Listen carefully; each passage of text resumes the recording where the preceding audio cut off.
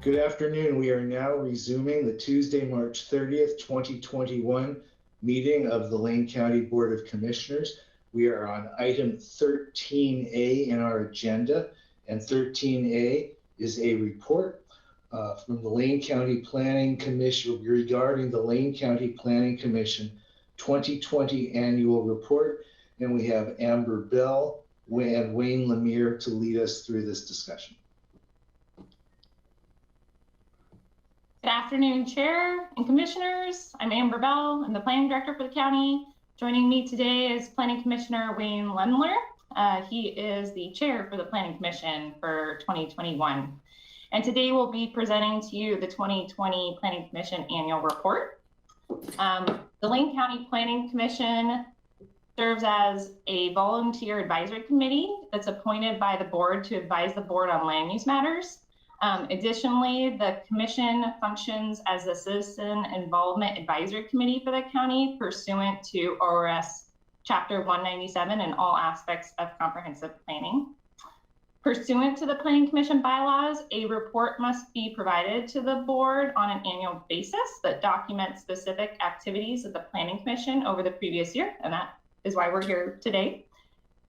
In summary of the report, I will provide a brief overview of the composition and attendance of the Planning Commission, and then Chair Lemire will provide a summary of the 2020 accomplishments of the Planning Commission. The Planning Commission is comprised of 9 seats. In 2020, 9 seats were filled for most of the year. The Planning Commission met a total of 9 times, and there was a strong attendance record amongst the members of the Commission. 2 vacancies became available on October 1st. We posted the vacancies. The vacancies were due to the end of Commissioner Thorpe's and Commissioner Weeks' terms. Those vacancies were filled with 2 new appointments. Kathy Smith was appointed on January 5th, and Christian Whittle was appointed on February 2nd for their first terms. Additionally, Planning Commissioner Stephen Weeks was reappointed for a 2nd term on December 15th, and he was also appointed by the Planning Commission as Vice Chair for 2021. All of the Planning Commissioners spend a significant amount of their time reviewing and deliberating on complex matters and making technical recommendations to the board.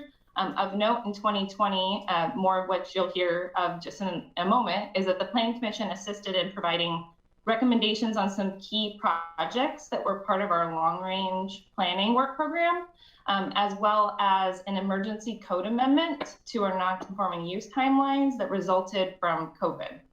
And they pivoted quickly to holding hearings remotely in March of 2020, and they used GoToWebinar, the same software as the board uses.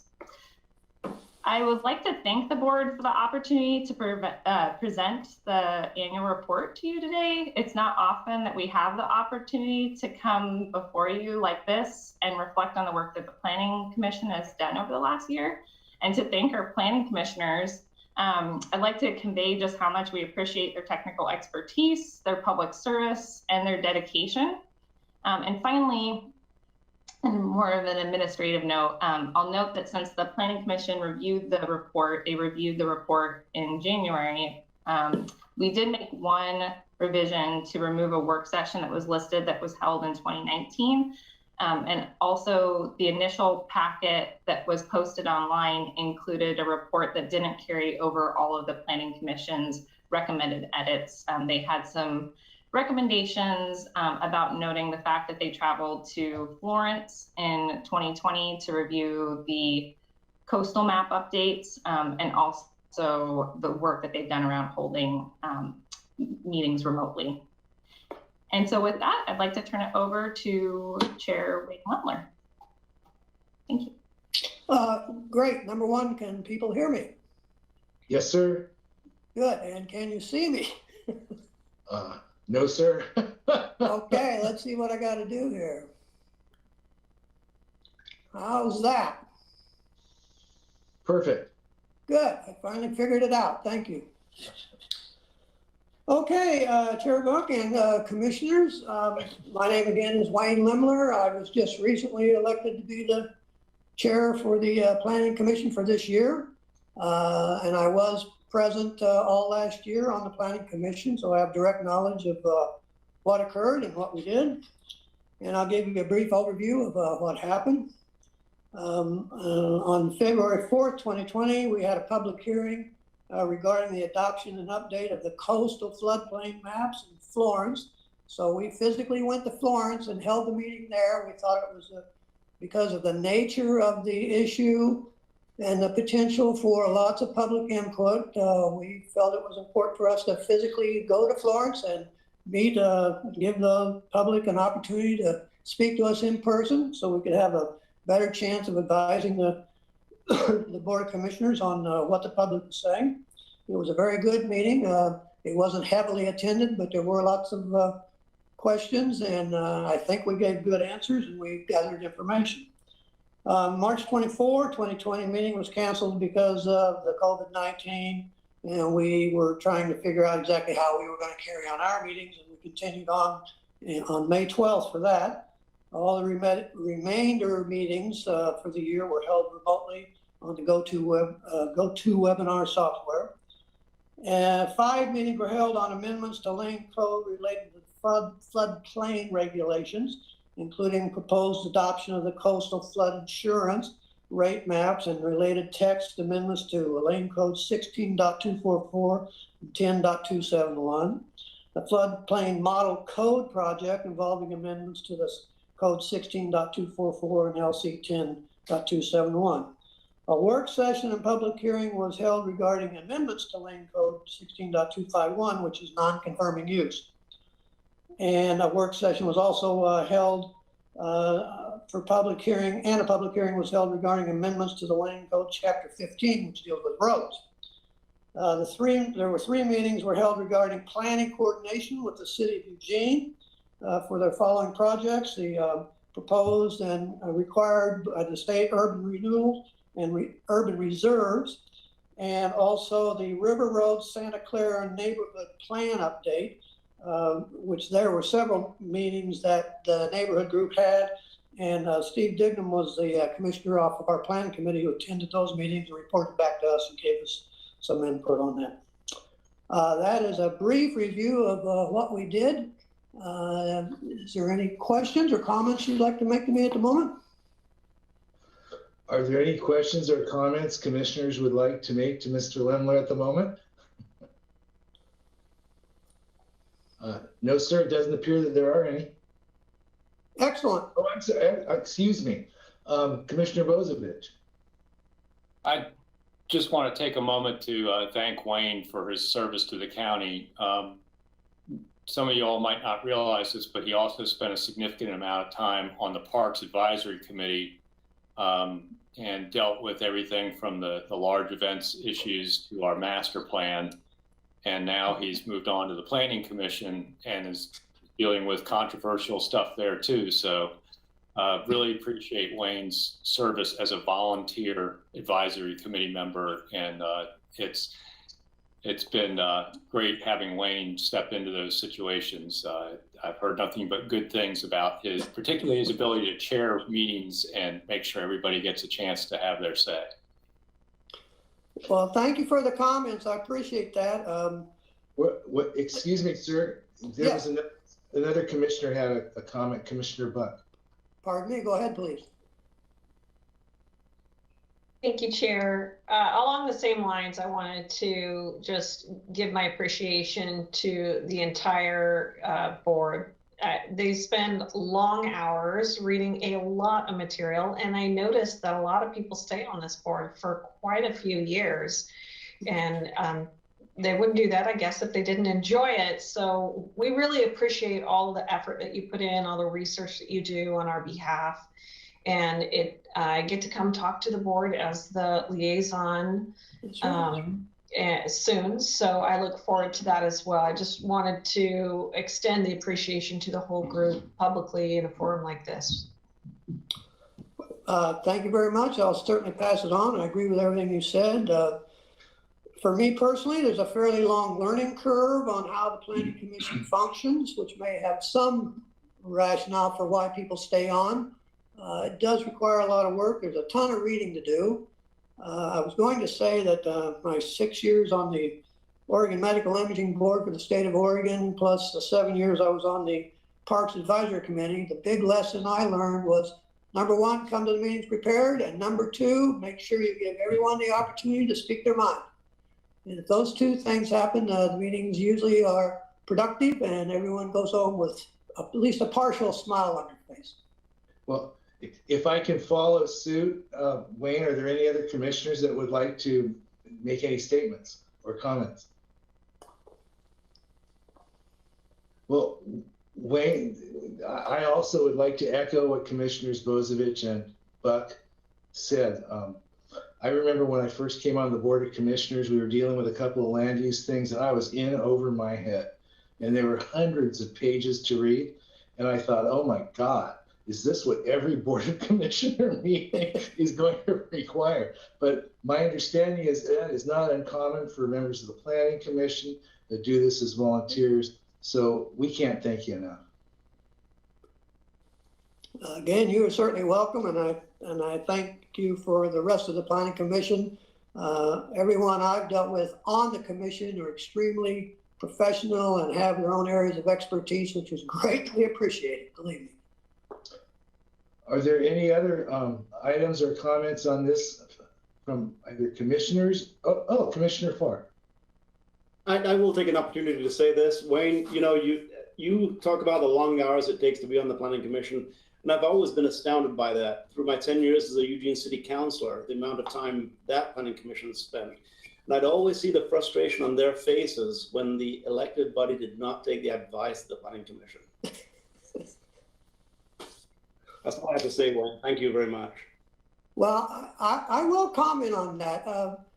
The Planning Commission is in fact an advisory committee, and we delve into all of the projects and all of the issues that are brought to us, and to our best of our ability, we digest them, and then we offer our advice to the Board of County Commissioners with the full understanding that ours is to advise and yours is to make a final decision and to govern the county.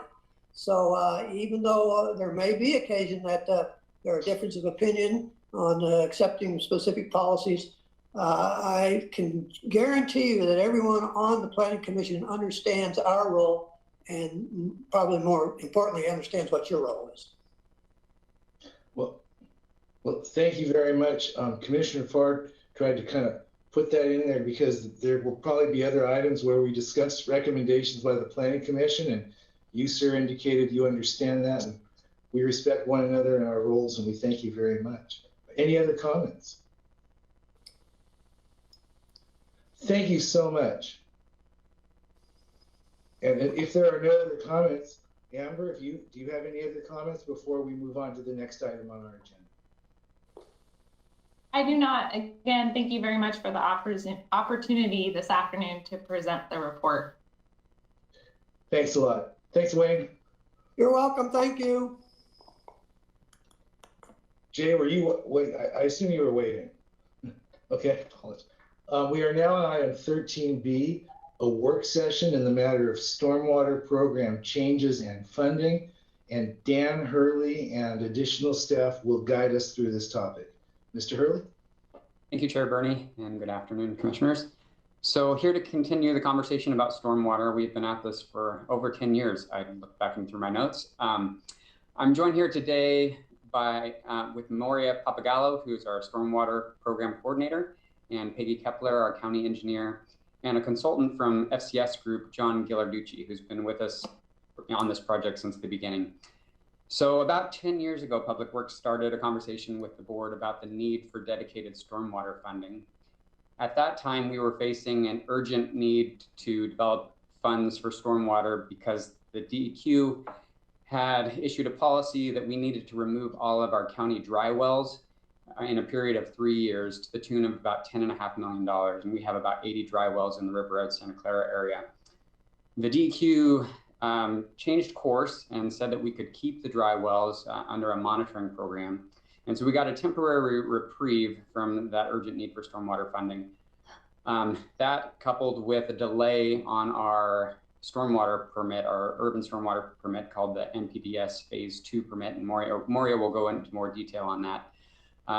But the DEQ finally issued that permit in 2019, and that put us on a 5-year timeline to implement that permit and to develop a more modern stormwater program, which is escalating our stormwater costs.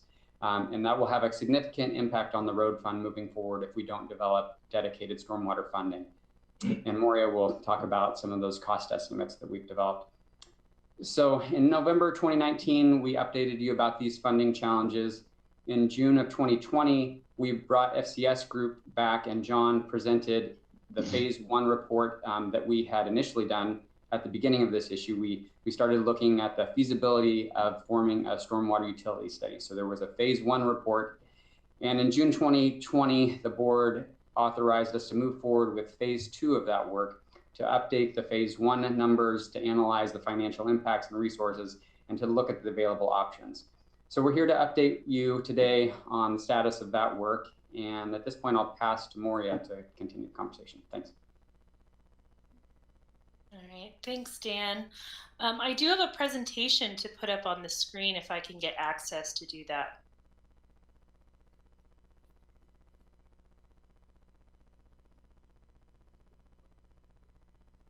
I do not currently.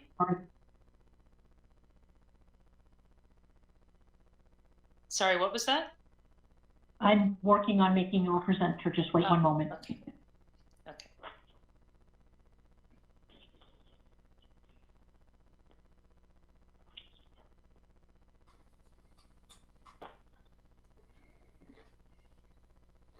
All right.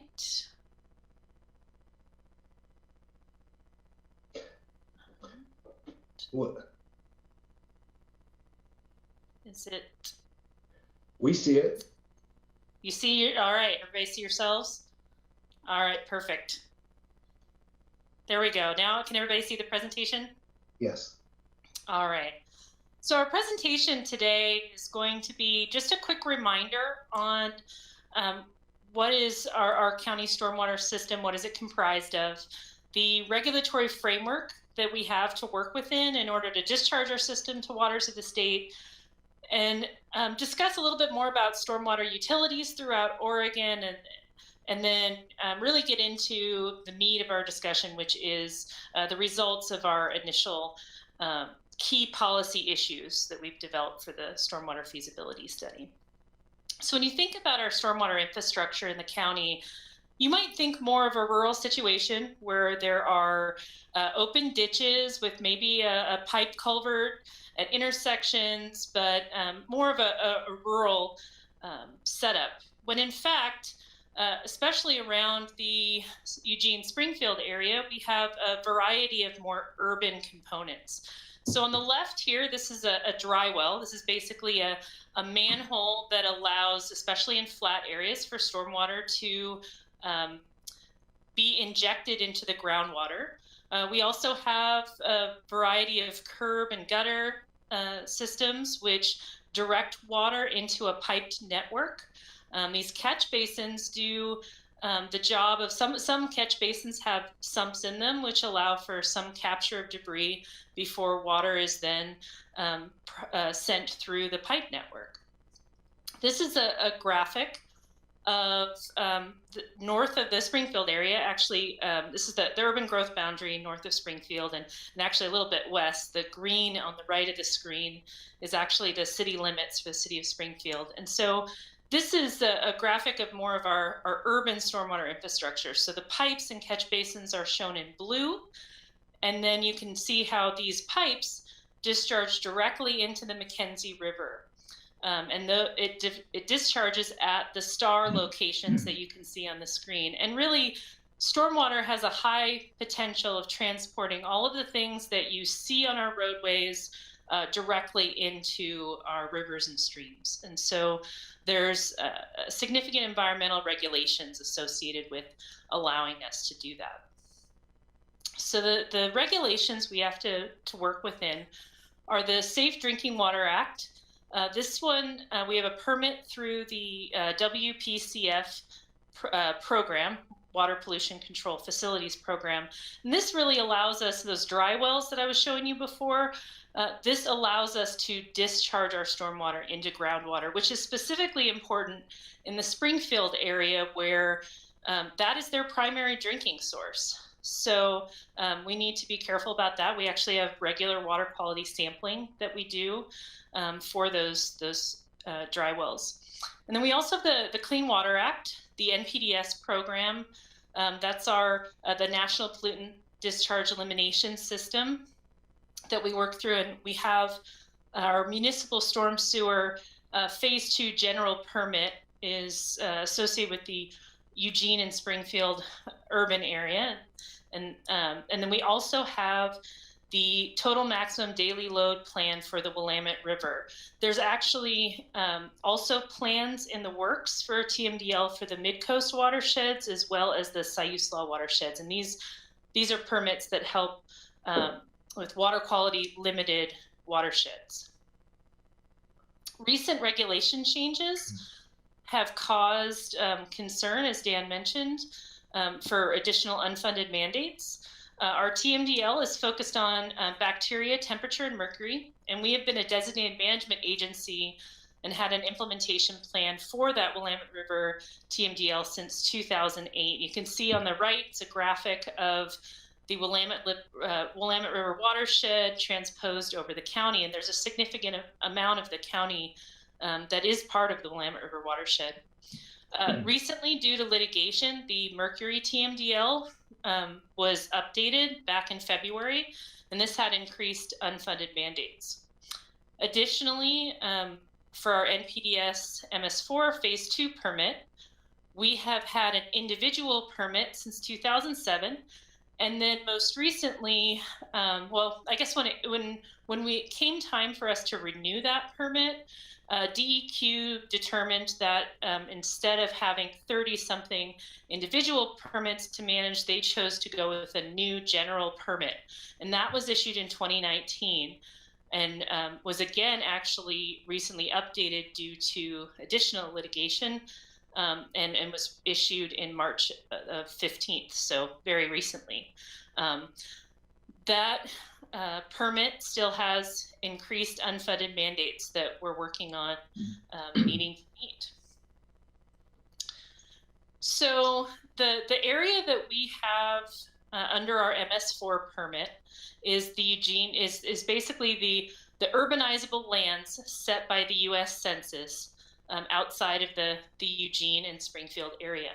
Historically, the way that we have met these program needs has been really efficient, and we have received support and had IGAs from Eugene and Springfield in order to have them implement the NPDES requirements within the urban growth boundary areas, which are the areas shown in yellow.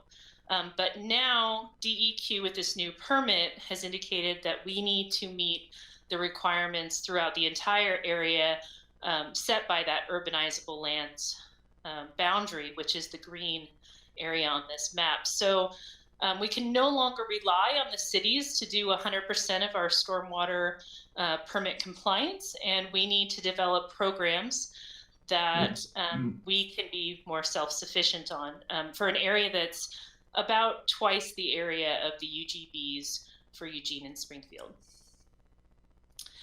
So looking at the area I just showed you, if I were to tell you there's about 350 miles of roadway within that area, how much stormwater infrastructure do you think we need to support 345 miles of roadway? You might be surprised to find that there are over 80 miles of pipes underneath within our MS4 area. We actually only have less than a half a mile of ditch network within that MS4 boundary.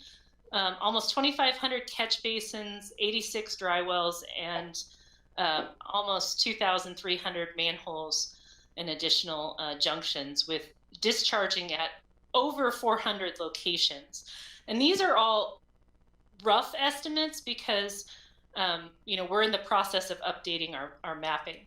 As part of that, we actually have a consultant helping us out with a stormwater assessment in the River Road Santa Clara area. They did a phase 1 estimate looking at how much potential work that we might need to be doing to maintain our stormwater system. And as part of that, they looked at the value of our stormwater system. And just looking at River Road Santa Clara alone, which is about 1/3 of our MS4 area, our stormwater infrastructure there is worth $34 million. So that just gives you an idea of the worth of this infrastructure. Historically, the county stormwater program was really relying on support from Eugene and Springfield and those IGAs to move forward. We've always done ditch cleaning and vegetation management, cleaning to maintain infrastructure, street sweeping and leaf pickup, and we've had countywide illicit discharge detection and elimination code. But these new permits are requiring more than that, updates to our illicit discharge detection code, new processes, new involvement. We're also doing more planning and analysis. As the graphic in the lower right shows, the green lines are stormwater infrastructure, and it really shows how as developments are put in, often stormwater infrastructure is put through people's backyards, and it's not always just within the right of way. So planning and analysis is really important to be more proactive to our system that is really primarily installed in the 1960s, 1970s, and is really entering the end of its design life. Additional items that we need to be developing programs for are the erosion control permits for private development, and also post-construction stormwater facilities for private and public projects. The erosion control is also for public projects, but these post-construction facilities, these are a variety. These can be low impact development. They're basically providing for water quality treatment and detention. And these facilities need to be inspected regularly according to our permit. They have to be maintained. The public facilities will need to be maintained by our staff. And that's just a bit more labor associated with that. So looking forward in order to meet the permit requirements, the amount of work that we need to complete is significantly increasing, and we'll need more staff in order to do that. As we've been working through this, we've been changing our illicit discharge code, updating. We're currently in the process of, I should say, we have a good draft of our illicit discharge code changes in process. We're just getting started on our erosion control code. These are both required by the TMDL and the MS4 permit. And we're planning for development of our post-construction stormwater code, as well as updating our NPDES intergovernmental agreements. Meeting these resource requirements, it is challenging. Currently, the stormwater program is road fund, or is funded by the road fund, which is really, those dollars are ineligible for compliance associated with private property. And this is putting additional work on land management, which is already underfunded, as well as having a bunch of infrastructure that is getting towards the end of its design life. And we're needing to start thinking about stormwater specific capital improvement projects.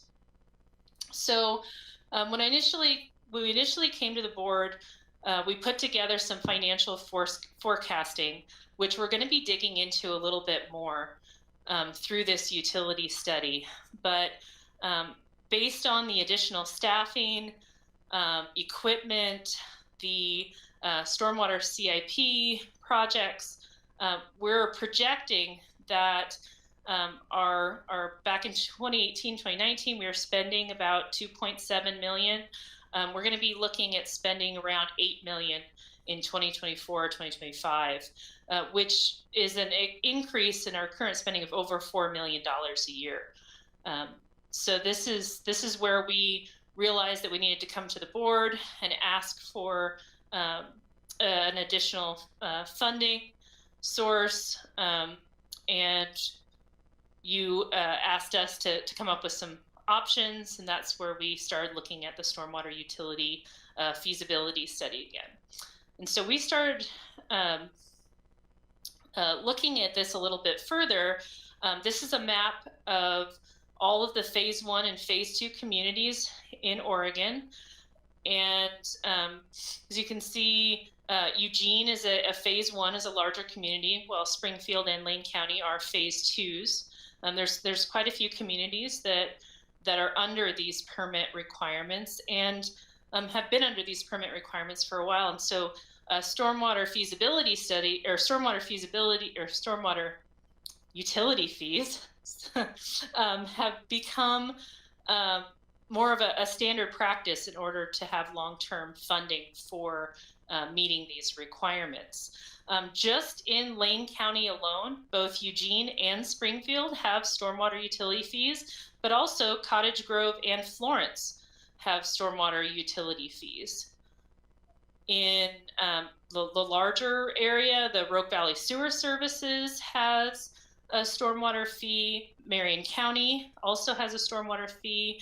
Just staying close by, City of Corvallis has a stormwater fee as well. So it's not just in the urban, Portland metro area where there are stormwater utility fees. So we started looking at picking up that stormwater feasibility study that FCS Group and John had helped us out with back in 2012, 2013. And John's going to talk to us about that work. Thank you, Moria, and thank you, board. So what you're looking at is the cover of the report that we published in 2013, which was the result of a pretty comprehensive look at the feasibility of a stormwater utility for Lane County. The main recommendations that came out of that study are on the following slide. And they started with a recommendation to form a county service district. This is how counties in Oregon can do stormwater and charge for it. At the time, we thought that the funding for the stormwater program would be a combination of a permanent property tax and utility rates, which would apply in the urban area subject to these new or increasing regulatory requirements. We have since changed that recommendation slightly, and I'll go into that in a minute. We recommended that the county consider area-specific rates. So that would mean charging one rate in that urban area, again, subject to these increasing regulations, and a second, much lower county-wide to recover the costs of providing service in we'll call it the rural county. We recommended outsourcing the billing and collection of the utility rates, and we have more information in this second phase, which I'll be reporting on in a minute. And we did recommend that the rates, which is the industry standard, be based on impervious surface areas. So, and this is how Eugene and Springfield do their rates. In the urban area particularly, it makes sense to charge developed area. That's the area which generates runoff and is the main contributor to the problems we're trying to solve here with surface water management. We also recommended that rate credits be made available to develop property subject to the rate when they're doing on-site mitigation that significantly reduces their impact to the system. And we have an approach for calculating those rate credits. We also, as next steps, recommended proceeding to a phase 2 study, and that's what we will be reporting on this afternoon. Take it to a greater level of detail, and then later form the district and adopt the utility rates. So as part of this phase 2, the 2020 and now 2021 work, we took a deeper dive in some cases, or a new look on 4 key policy issues, and they're listed here. The way we approached this was we wrote a short issue paper on each of these topics, discussed it internally, and made an initial recommendation. So the first one we looked at updating the funding plan, and I'll go in and tell you what that was composed of in a minute. We looked at recommended fiscal policies that would ensure that this utility would be financially healthy long into the future. We have more specific recommendations on billing the rate or rates, and then laid out an implementation strategy to get the county to an actual utility rate. So you've seen this slide before, and I wanted to, we wanted to show it again as a precursor to summarizing some of these issue paper discussions. We're kind of trying to illustrate why even bother going down this route toward a utility rate. Well, you see, and as Moria mentioned, how these dollars go up significantly with the increased responsibilities that the county now has for surface water management, particularly in the urban area subject to the NPDES permit. So these increasing costs directly reduce the ability of the road fund to deal with its other needs having to do with roads, road maintenance. And so there's a financial burden that these costs place on the road fund. There are also fairness issues, though, that become more pronounced as these costs increase. The road fund is primarily funded through the fuel tax, the gas tax allocation. And there's really very little relationship between fuel consumption and contribution of runoff, which is causing the problems that the stormwater program is trying to solve. So as we continue to fund the stormwater program from the fuel tax, there's less and less of a link there, a fairness between who's paying and the services that are being delivered. It's also important to note that everybody pays the fuel tax based on their fuel consumption. So those folks in Eugene and Springfield who are already paying a stormwater rate, they're also paying fuel taxes that then end up being spent on the county stormwater program in the unincorporated area if it continues to be funded through the road fund. So there are those fairness issues at play here as well. So I mentioned we took a second look at the funding plan. For a variety of reasons, a voted property tax is really not a feasible component of this. So what we're recommending is that, again, a county service district be formed, and then two rates, one to apply in the urban area subject to the NPDES MS4 permit. That would be a higher rate, as I mentioned, based on the urban conditions and urban runoff there. And then a second, much lower rate to apply in the rest of the unincorporated county, which would recover the cost of services being provided out there in the rural county. We also continue to recommend that the rates be based on impervious surface area, particularly in Area 1. Sorry, Moria, thanks. So what you're seeing here is a map of Area 1. So this is the light purple now is the unincorporated county within the NPDES, the MS4 area subject to these increasing regulations. So this is where the Area 1 rate would apply. In the light purple, Eugene and Springfield, as we mentioned, are subject to their own stormwater rates and fund their own programs. Area 2 essentially makes up the rest of the county. Minus, you see some areas in white there, those are cities. And so the Area 2 rate would not apply within city boundaries in the county. It would only apply in the unincorporated county. Again, this would be a lower rate. We also would not be able to charge that light blue area, which is federal land, and the dark blue area, which is state-owned land. So this Area 2 rate would apply in the light green areas only. So the second issue paper that we addressed in this phase 2 was on fiscal policies, and we made specific recommendations about operating and capital reserve targets so that the county and the stormwater program more specifically would have an idea of how much money they should have in the bank at the end of the year, and to be able to handle emergencies and unanticipated expenses. If debt is ever used, there are specific recommendations about debt service coverage, how much the rates would need to be to meet debt service and a factor on top of that. And then what the county should be setting aside to fund in cash replacement of some of the infrastructure that Maury was talking about earlier on an annual basis. We're calling that rate funded system reinvestment.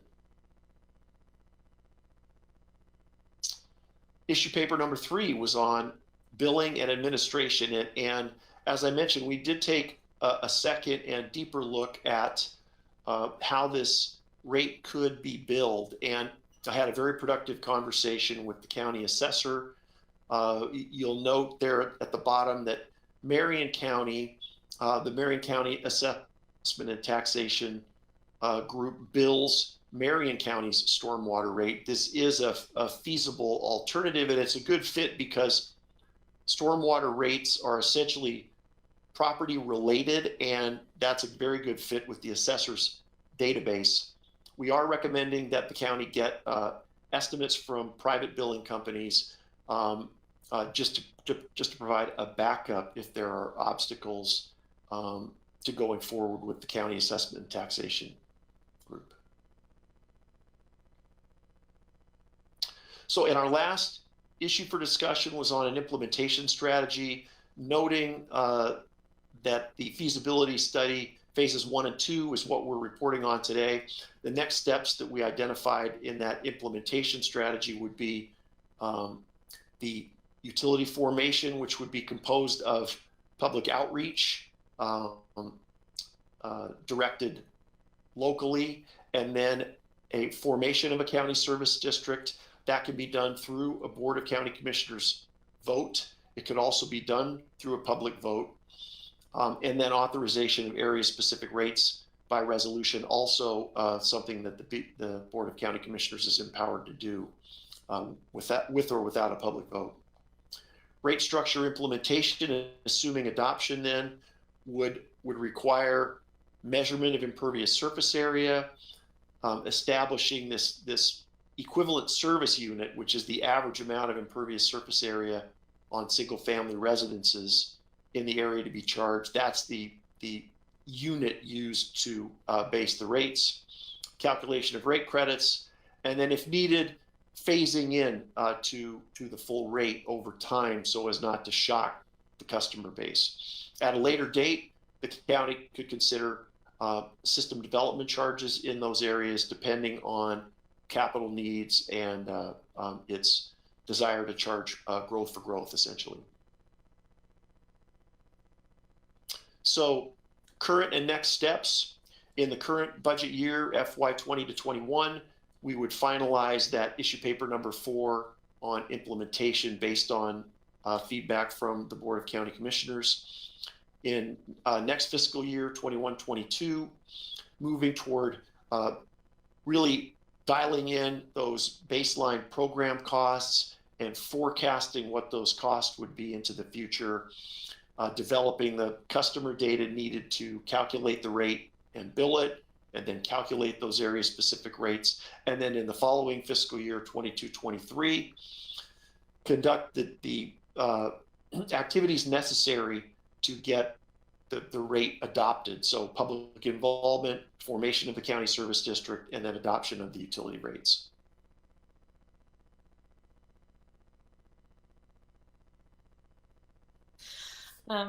So in conclusion, thank you, John, there. In conclusion, aging infrastructure and increased environmental permitting needs are really going to triple our existing $2.7 million stormwater program budget over the next 5 years. There's a road fund impact. Current stormwater program is funded by that road fund, and that's really going to put is really going to impact what other services we can provide there. There's this fairness issues that John discussed. We really need a long-term, reliable funding for, service for the stormwater program. and significant financial cost increases are going to occur to meet DEQ requirements.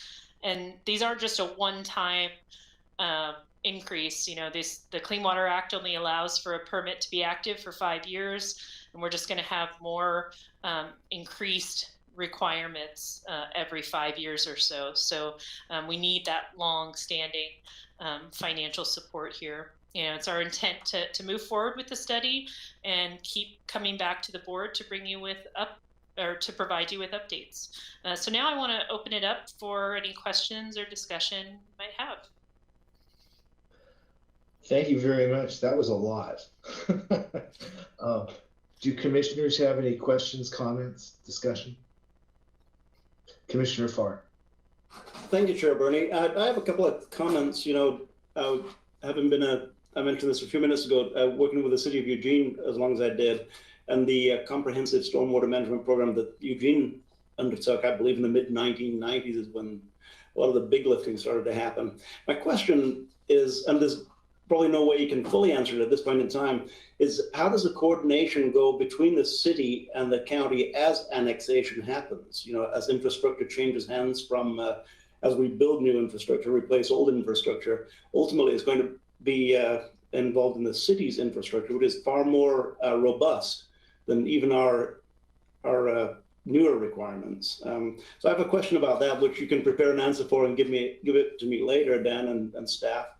But you know, the city has a pretty, once again, a pretty robust stormwater management process that the county's not even going to be approaching once we build out the new requirements. And my second is a question, and Chair Bernie, my second I'll save until a little bit later to see if somebody else asks the question, so we don't have to repeat the question. But really, the coordination between cities and the county is one of my main issue, or not issue, but conundrum, I guess. So I can speak to that. Commissioner, we have great coordination with the cities. We have IGAs with Springfield and Eugene to carry out our permit requirements. On an operational basis, there's great cooperation. We do have challenges when it comes to infrastructure and annexation. Typically, the city is not wanting to take on aged infrastructure as they annex areas. And so we're faced with the cost of bringing those up to the city standards before they'll take on those assets. So that's kind of the big picture. Peggy could probably talk in much more detail on that, as we stole her from the city several years ago. And you know, rather than belabor the entire commission with this at this point, we have a while to talk about this, to figure out how we do adjust to the fact that the city won't take aging infrastructure. And you know, the city's infrastructure involves a lot of the stormwater. In fact, I think probably the vast preponderance of it goes through the Metropolitan Wastewater Management Commission collection system, and all gets returned to the Willamette River through the treatment plant. So I don't know how we hook into that, and at which point that begins to occur. And Peggy, you can talk about that now if you wish to, but I don't want to bore the rest of the commission with my questions. Oh, no bore at all. I do want to make one clarification that our stormwater system does not go through the wastewater treatment plant. We do have separation between our stormwater and our waste management. So, and I can speak to that as well. Yeah, I did know that. Yeah. Okay, I was just going to say, yes, the cities don't send their stormwater there either. We actually have a very, especially in River Road, Santa Clara, it's a very connected stormwater system. A lot of their network actually connects in with ours, and our network connects in with theirs. So we have to work with them regularly on stormwater infrastructure. There are some cities that do have combined sewers. That's an issue up in the Portland area and some areas, but we do have two separate systems for the sanitary sewer and the storm sewer. Thank you. And I guess, okay, I can talk more about the details of my point subsequent to this. Thank you. Thank you, Commissioner. Excuse me. Thank you, Vice Chair. Other commissioners? Commissioner Trieger. Thank you, Chair. Thank you, everyone, for this presentation. As the newest member of the commission, this is a lot of new information coming at me, and I'm glad that there's some time. Thanks for anticipating question I had jotted down about what's the timeline and for rolling this out and implementation. So that was really helpful. But I wondered if there's any opportunity with the DEQ making changes to what we have to comply with for whether there's been any conversation with them about any kind of bridge funding to create an even longer on-ramp to any kind of new fee structure that we'd be asking voters for. And or in the future, I would love to hear back about what happens, if this is something that's going to get referred to voters and it doesn't pass. What are some options for how to backfill and address the shortfall in that case? So those are some forward-looking questions to be thinking about, but specifically whether there has been any talk from the DEQ about any opportunities for some bridge funding as communities get bring whatever they're going to bring online to meet the new cost of meeting their requirements. I would say, Commissioner Trigger, to one point about pushing back in any way, I think that door's been closed. There was litigation. Several cities signed on and pushed back. That was part of the reason why the permit was updated this last March, following that litigation. But now that we've accepted our permit and we have an obligation to implement, we're on this 5-year time period. As far as funding goes, I don't see the DEQ offering any sort of grant funding. These are obligations that all permitted communities have to implement. They do have programs for loan funding. There's the Clean Water Revolving Fund, which we could use for capital expenses in particular. But that would be a loan that we would need to pay back with some interest at a pretty low rate. But it won't help for this ongoing need that we're looking at for the future. The second question, sorry, could you restate that, Commissioner? I'm sorry. Oh, that's fine. And I saw Mr. Ghilarducci might have wanted to chime in. I think your question was what happens if the votes don't pass, and there really aren't good answers to that. Of course, it's easy for us to recommend that the board take these actions without going out to a public vote, which it can do to both form a county service district and to impose a utility rate, but those decisions would still be subject to referral. And if that were to happen, then I think that the county would be back where it is now, trying to figure out ways to pull dollars from other services to meet these regulatory requirements. Thank you. Yeah, and that was exactly my concern. And I would add to that, the board could explore, at your direction, other funding sources. Tapping onto the landfill tipping fee could be one, which I wouldn't recommend at all. It's nice to have a nexus between the problem and the source of funding. So a stormwater utility is typically that the way that municipalities and more recently some counties in Oregon are funding stormwater programs because there's a strong nexus between impervious surface that can be measured and stormwater runoff.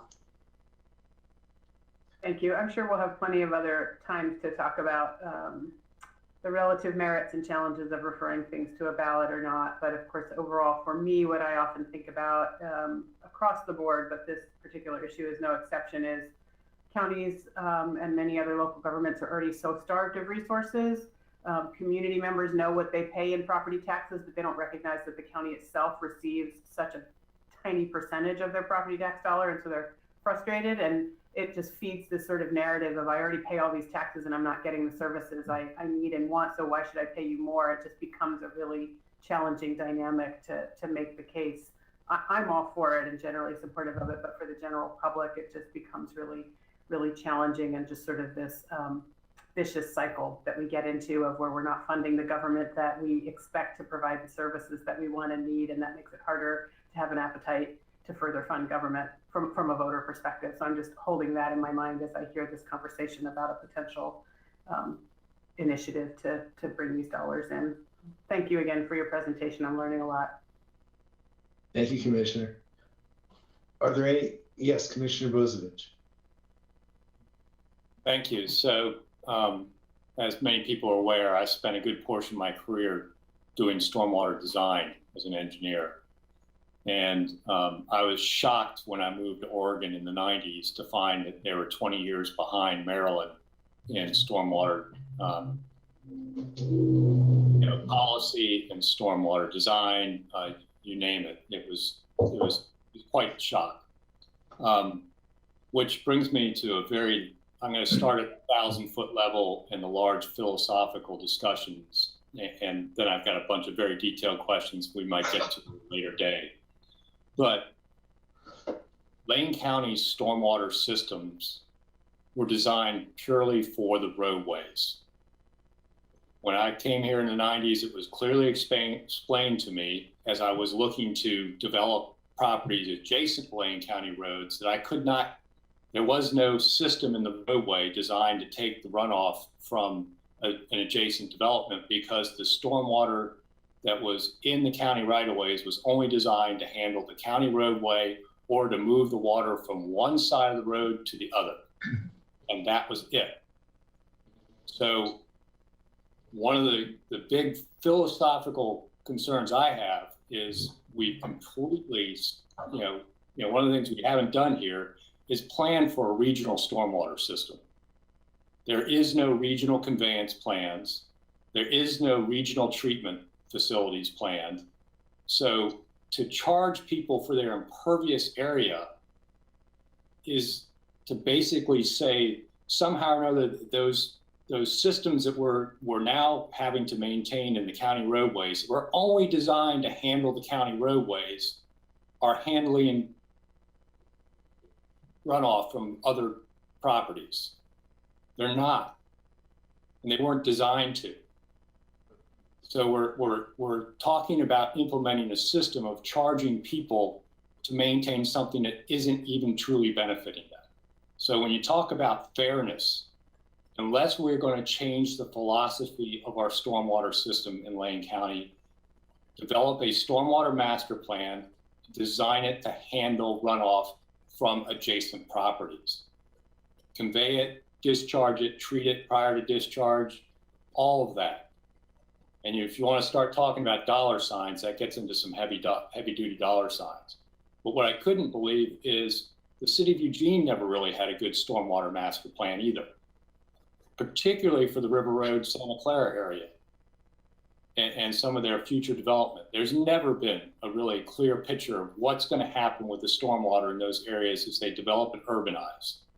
Now that City of Springfield had stormwater master plans and regional conveyance plans for a while, not really well implemented, but at least they had a master plan.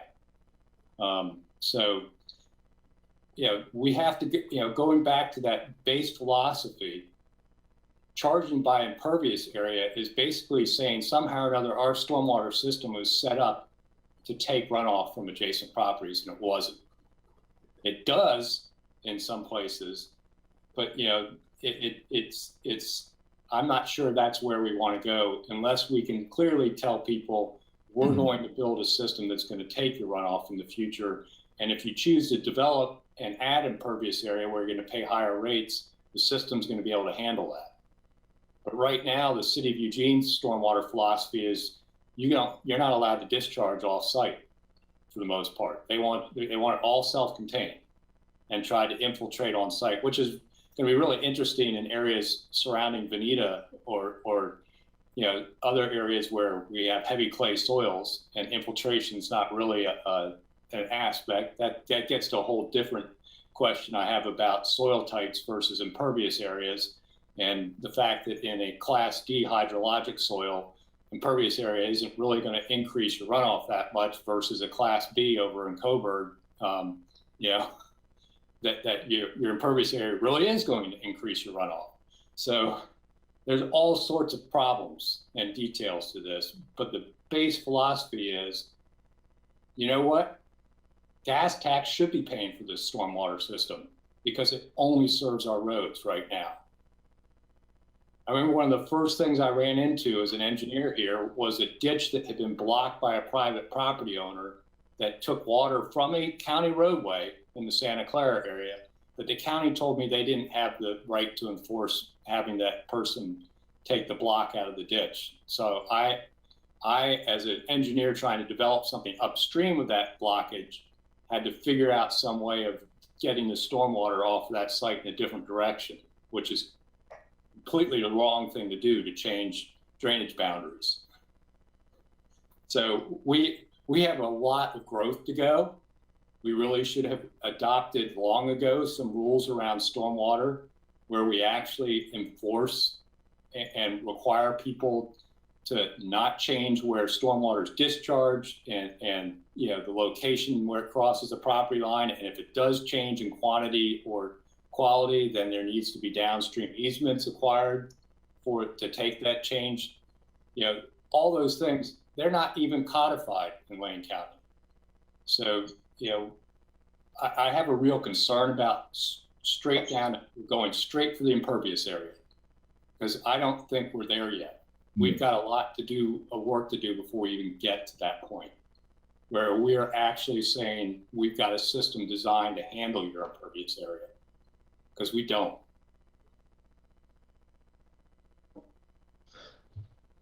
Thank you, Commissioner. I'm interested to hear if any of our presenters want to respond to that. I would like to, Commissioner. Impervious area is just one way it could be calculated, and we could look at other options. That's the most common. And I would agree with you that the county doesn't have a comprehensive stormwater system and master plans and the capacity and planning to be able to take that stormwater from private properties. But I would disagree somewhat that the county system doesn't take it. The fact is that most of the county stormwater system was built at a date and those private property connections that predated us, the pushback saying it's only for county roads. So I would say in a lot of areas, the county system does take runoff from private properties. And the master planning piece, we worked with the city of Eugene for probably over 10 years to develop a master plan for the River Road Santa Clara Basin. And we brought that to the board, and the board co-adopted that. And that does have a plan for decommissioning. It was part of that decommissioning UIC's program, where as those are decommissioned, they would be routed to the pipe system or to rain gardens. And just another point is that with the new permit we have, it extends beyond the roadway. We are now going to have to permit private development and ensure that the stormwater is being handled appropriately. So it either needs to come into the county system, which isn't our current stance, or it needs to be handled on site. And we're going to be working to update our stormwater code, which is a requirement of this permit. And so we'll be coming back to the board as we go through that process. But it's going to require, most likely, properties to develop stormwater treatment on site. And the county will still have to have a program for permitting that and then inspecting those stormwater facilities on private property to make sure that they're functioning and being maintained. And so that gets into an issue with funding the stormwater program out of the road fund, because now we're having to work on private properties for work that is not road fund eligible. So we need to start looking at other alternatives for funding that work.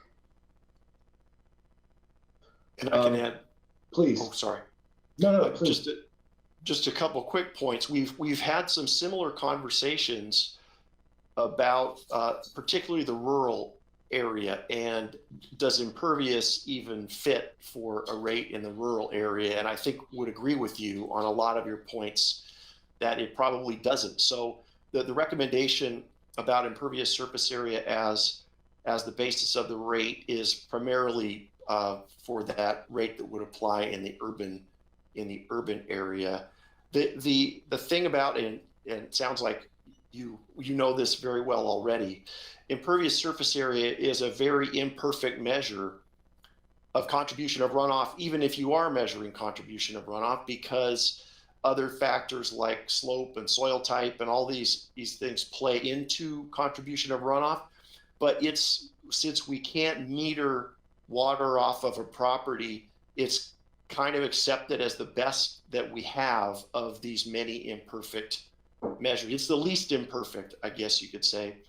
We have implemented a couple of rates, one in Redmond, Oregon, based on trip generation, because for different reasons, they require retention and infiltration on site for all their developed property. The only runoff they're dealing with is runoff from the roads in Redmond.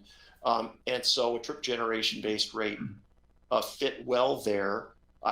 The ship hasn't sailed by any means on the basis of the rates, but we're always trying to balance the complexity of a rate structure versus the equity of it, and that was part of our initial recommendation there. I would like to. Good. Yeah. I would just like to add one additional item. We've talked about some of the private impacts. There's also, especially out in the rural areas, anytime we replace a culvert or we work on projects that impact waters of the state, there are also stormwater regulations out now that for our capital improvement projects that we will have increased stormwater infrastructure that we have to develop and maintain. For example, at the territorial road site, as we're working there, there's about 7 to 10 different stormwater facilities we're going to have to install along that 5-mile stretch of road, or even more than that, actually, that we're going to have to maintain as well. So, and that's just going to keep increasing throughout the entire county as we do those types of projects. Well, on the one hand, we've spent a good amount of time on this. On the other hand, Commissioner Bozovich, does that satisfy you, or how granular do you choose to get at this particular moment? So I won't get too granular, but I will note that the facilities on the territorial project are to serve the impervious surface of the territorial project, not the adjacent properties. That's a requirement now. Just as, if you put a cross culvert in now and you're dealing with some stream that's fish bearing, you have to deal with the fish passage issues that you didn't have to deal with 20 or 30 years ago. I will say, I want to, talk about this further. I foresee if we are going to have to start requiring permitting for private properties for stormwater, and they're not going to be allowed to discharge off their property, that inspection and maintenance, the permitting of that should be, recouped in the cost of the permits, and the inspection and maintenance should be handled in some kind of fee that starts at the time the permit's issued, not necessarily broadly paid for by everybody else that hasn't obtained a permit. So, the development should pay for the development's cost. So there's a little bit of still heartburn for me in that broad-based impervious surface type charging. So we can continue the discussion. I've got all sorts of other things that come to mind, like, what's happening with the FCS ditches in some of these urbanizable areas and who's taking over responsibility for them, because the federal government certainly isn't, like Q Street, the A1 and A4 and a few others. But that's detail. And we can talk about that later, but the broad sense of trying to come up with a way of funding this outside of the road fund really should be based on, who's actually impacting. And if we are starting to go to a permit system, but the permits are going to require 100% on-site management, that's still not impacting the systems that are in our roadways, that's being handled outside the roadway. So there may be a separate system of dealing with that through the permits and an ongoing fee once you pull a permit, an annual fee to maintain your permit. But we can get down the road with this. I'm not going to stop the process right now, because I do know impervious area seems to be the easiest thing people have settled on. I will say that Redmond soils and even their storm type is different than it is here. Type 2 versus a 1 and a few other things. Yeah, so These guys all nodding their heads because they know. Yes, and I'm with the majority of commissioners that are not, because I don't. I do, and I know your point. No, down the road, no pun intended. I know that you all will factor in what Commissioner Bozovich has said to the degree you can and be prepared for our next point of discussion. Is there any other commissioner or commissioner that would like to ask a question or make a comment? Vice Chair Farr, you said you had 2 questions and you were going to see if one of them was asked by someone else. Was your other question asked?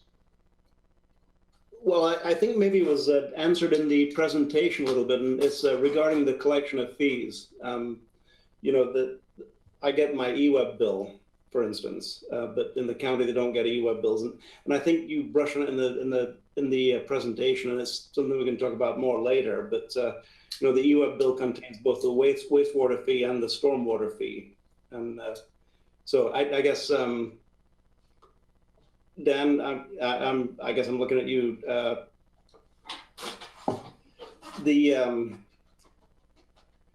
I don't even know how to pose my question. You know, how are we going to collect the fees? So.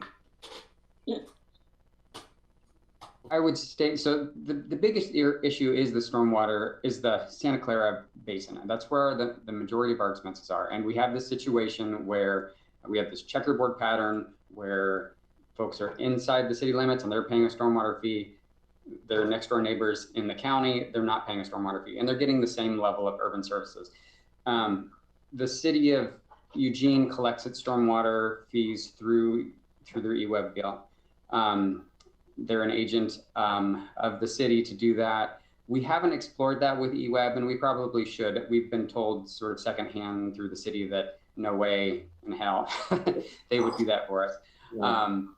But we should make sure, because that would be the easiest. We have explored through the Phase 2 study other alternatives, and the one that is rising to the top would be through our assessment and taxation arm of the county. And you say you did talk to the assessor about that, and I'm sure that he pointed out that we're already not really fully and adequately assessing taxes through his department. So. Go ahead, John. You had the conversations with the assessor. So this would actually show up as a separate line item on the statement, and showing clearly that it was a stormwater rate as opposed to part of the taxes being levied, if that makes any sense. So it shows up as a rate on that. That's just the instrument used to bill it. So okay, and so it comes as a once a year bill with your tax bill, with your property tax. That's right. That's right. Okay, and then I project that forward. How do people actually pay that? Because most people who have a mortgage payment have an escrow account that they pay into. So I guess all of this is complications that will be ironed out as we get close to actually collecting the fees. It gets paid as part of that, as part of their escrow, as part of their house payments, essentially. Yeah, making the cost of housing more. We have to expect that. Okay, thanks. Thank you, Commissioner. Is there any other commissioner that would like to make a statement or comment or question? Other than Commissioner Bozovich? I don't know if I dare call on him. It might take another half hour. Okay, Commissioner Bozovich, I know you'll make it. Go ahead.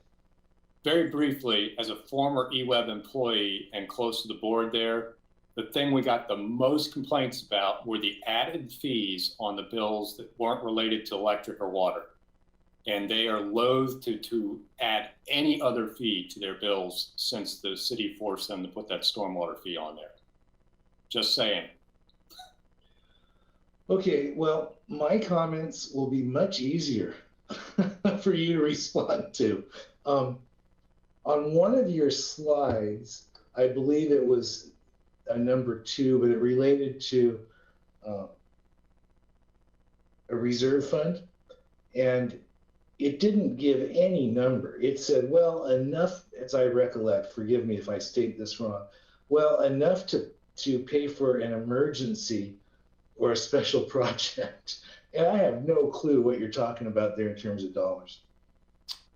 So, and we will, as we get farther into the numbers, we will provide hard targets on that. But the policy recommendation is in the operating fund that the stormwater fund, should there be one, end the year with at least 120 days of cash operating expenses in the bank. So that's essentially a third of its operating budget.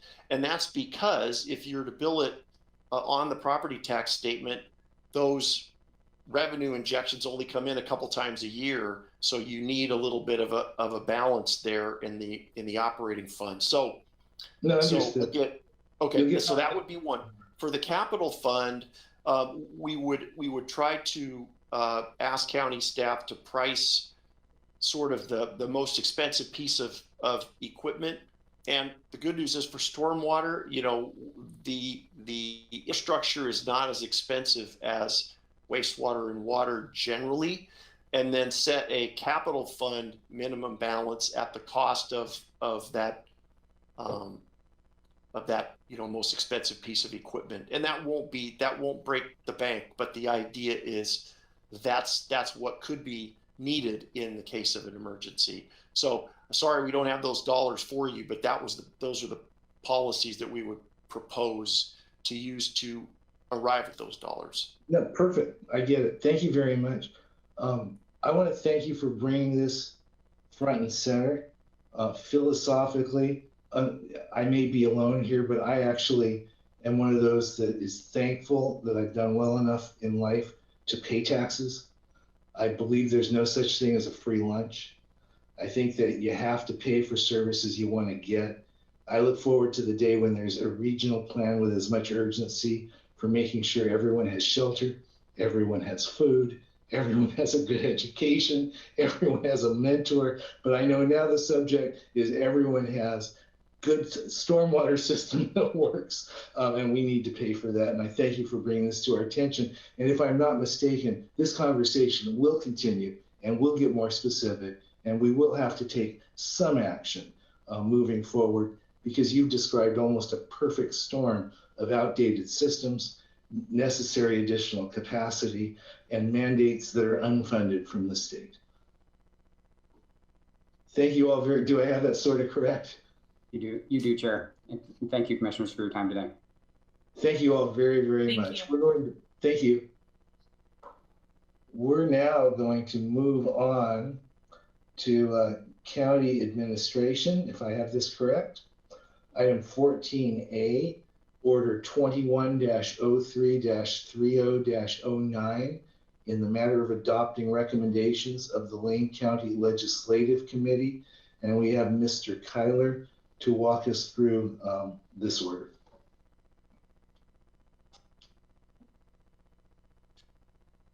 Well, good afternoon, Commissioners. Alex Kyler, your Intergovernmental Relations Manager. I'm here with you today to address a couple different issues that you have before you. And let me just make sure I've got my materials up here, if I could. Alex, as you're doing that, Vice Chair, yes. Would you mind for the next 5 or 10 minutes chairing? I have a low blood sugar incident. I just need to grab some sugar and get right back. Thank you, Chair. I will do that. Thank you very much. Sorry to interrupt you, Alex. Yep, no problem. Okay, Mr. Vice Chair. So the packet on the first item, the report back from the Legislative Committee, we had a number of things that we talked about at the Legislative Committee when we last met, which was March 10th. We are scheduled to meet once per month during the legislative session. And as you'll recall, the Legislative Committee is made up of Chair Burney and Vice Chair Farr, along with the department directors from across the county. We had an agenda for the meeting, and the first agenda item was to just hear from me about how things are going in Salem. And in a nutshell, I'll sort of sum it up by saying this is a very difficult session due to the virtual nature of it. It has pros and cons. So on the pro side, I've probably not seen as much public access into the legislature as I've actually seen this session. There are a number of bills that we've actually signed up to testify on that we cannot get onto because the agenda is so full with members of the public. And the written testimony, if you look onto the legislative information system, has far more public comment than I think I've experienced in the past. On the downside, for lobbying the session, it's very difficult because when we were in the building, when lobbyists were in the building, it was the information flow was much easier, and the access to legislators and staff was just simple by comparison to the situation we're in. Nonetheless, I think we've done very well thus far, and I do want to actually extend my thanks to all of you, because each of you has played a role already in this legislative session in one way or another. Commissioner Buck was on for 2 committees yesterday, one in the morning and one in the afternoon. I've had staff at various committees testifying. I've got a staff up this afternoon on a bill. We've managed to get some various communications from the chair, and Commissioner Farr testified on a bill. So I mean, it's really been pretty good in terms of our ability to get into the mix. I just really worry about how much information legislators are actually getting, because when we were all in the building, it was very easy to meet with them all day long. So that was sort of the report that I gave to the legislative committee. We then moved into a conversation about legislative principles, and there was one particular bill that came up for me that I really felt needed to come to the legislative committee because we did not have a pertinent legislative principle. So for the most part, I would say that our legislative principles document is working exactly as we intended. That is, that by establishing those legislative principles, it is very much easy. It's easier for me, and it's easier for, in particular, the board chair to agree to sign off on the various letters and testimony that I ask of him or her, because you've already adopted these legislative principles. And as you'll recall, because of our new bylaws, we are to review those legislative principles at each meeting. And so it's a very dynamic document, and you do have a draft in front of you that has added something. Now, what we considered was House Bill 2379. And in your packet, I think I gave you a fairly thorough analysis of that bill. It's a bill proposed by local legislator Paul Holvey. It would propose to add a new severance tax for private-owned timber across Oregon. And I really realized that because I'd heard from a couple of commissioners who had been asked about it, I'd been asked about it by a senator, and I really realized that we don't have a very good principle when it comes to new revenue principles. We just don't. We have an existing principle where it's clear that we work to maintain existing revenue streams, but when it comes to new principles or new revenue proposals, we really didn't have much. So we spent a fair amount of time discussing a couple of draft revenue principles that I had brought to the meeting that people had not seen before the meeting. So it was really pretty short notice, not people were really responding to them initially. And I think our takeaway was that we would continue to consider them at the next meeting. I think I've attached those as part of the packet, and I probably neglected to completely sort of add a principle that Commissioner Farr brought up during the meeting, which really was to address, when we're considering new revenue proposals, to address regressivity. Regressivity, as you know, is sort of a consequence where certain parties can feel a tax more heavily than others, particularly low-income folks. So there was that consideration. That was sort of part of the conversation. When it comes to House Bill 2379, you know, it's a very complicated bill. It's still moving. It did move to the Revenue Committee, given that there was a deadline in its initial Committee of General Government. It moved, while it had a number of amendments that were proposed, it moved without any of those amendments being adopted and without recommendation to the Revenue Committee. So we continue to watch it. I tried to sort of explain what the impacts are and what the benefits are to Lane County, and I'm happy to take any questions about that. I think ultimately we didn't necessarily come to a conclusion about what the recommendation was for that measure. I think I would recommend that we just stay neutral on that measure at this point in time. So I'm happy to entertain any questions that you might have about it, or I can continue just to get to the next part of what we discussed at the Legislative Committee. Alex, if you don't have a preference, do any commissioners want to address this particular piece right now? Okay. There you go. Okay. So the next thing we pivoted to was a brief discussion about Senate Bill 330, which was a tax credit bill. And again, same dynamic. We really don't have a principle about tax credits. And so that was the other principle we discussed.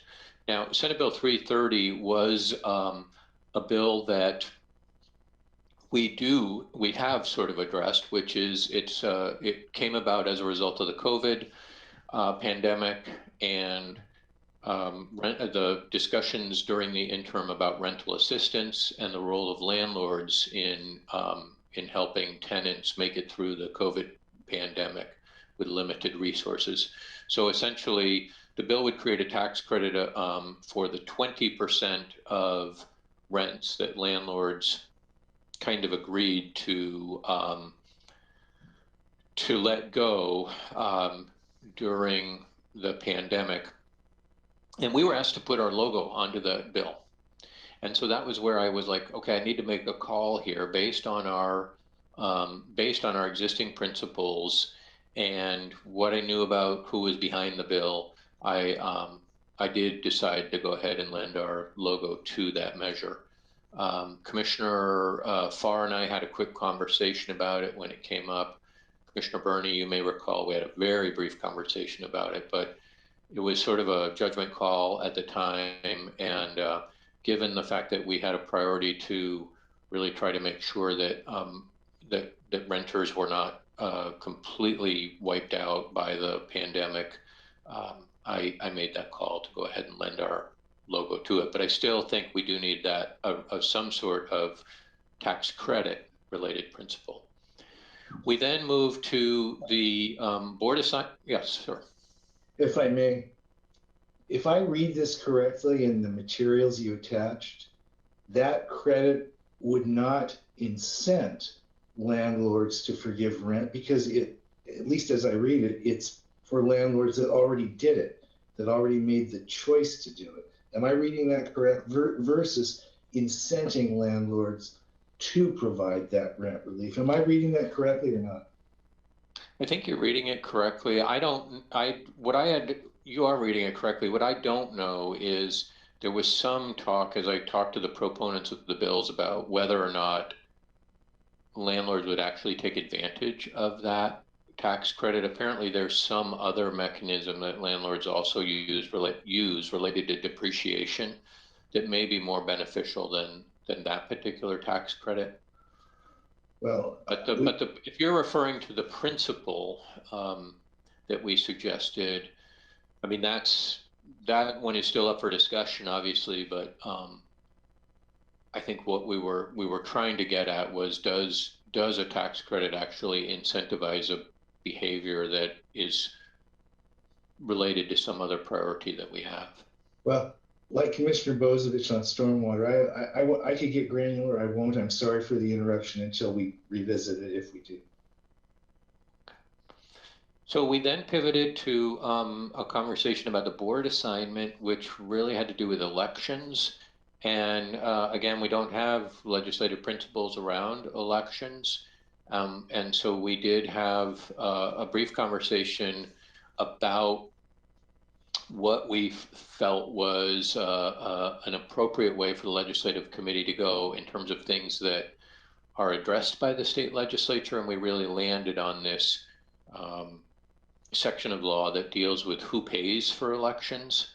This concept is an excellent one. I think we're too far into this session to really make any inroads with respect to that issue, but certainly we can tee it up for future legislatures.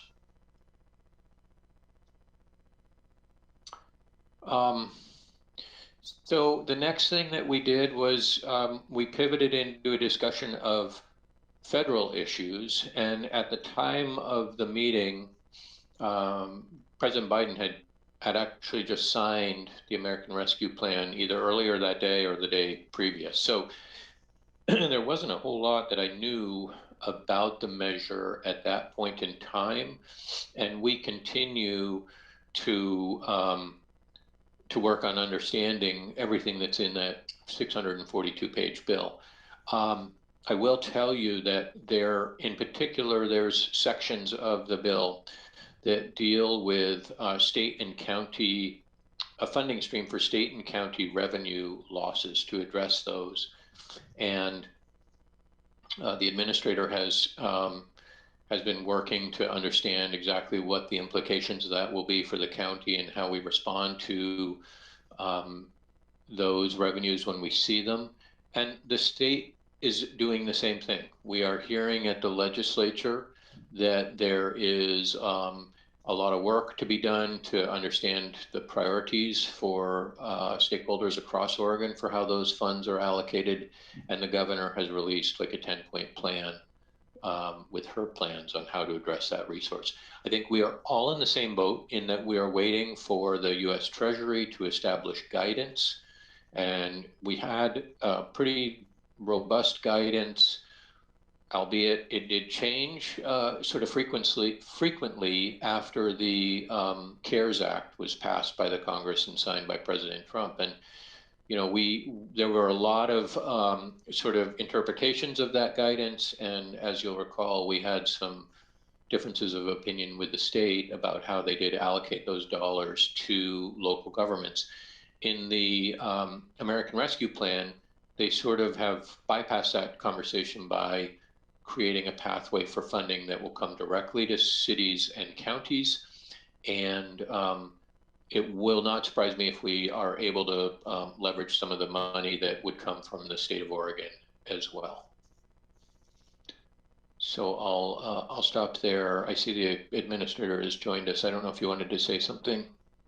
Yeah, thanks, Alex. I just was the one comment I'll make on the American Rescue Plan funds is just to clarify, because I know that, you know, there's a lot of interest in that and identifying what those funds can be used for. As Alex said, we're waiting on the Treasury to create more detailed language on how those funds can be used. But I think it's really important to flag that those funds are really one-time resources largely for replacement of lost revenue, to cover increased expenses for in response to the emergency or the things related to the negative impacts from the pandemic over the past year. So as we think about and as we consider developing plans for use of those resources, I think it's really important that we continue to look at opportunities for one-time either revenue replacement or expenditure to cover expenses that have been incurred, not to take on additional increased expenses that will compound year over year into the future, because that will, have a negative impact ultimately on our budget in the long term. So I just want to flag that. And as Alex said, we're doing a lot of work to review the plan and understand the guidance, and then develop options for the board to consider in the coming weeks and months. Thank you.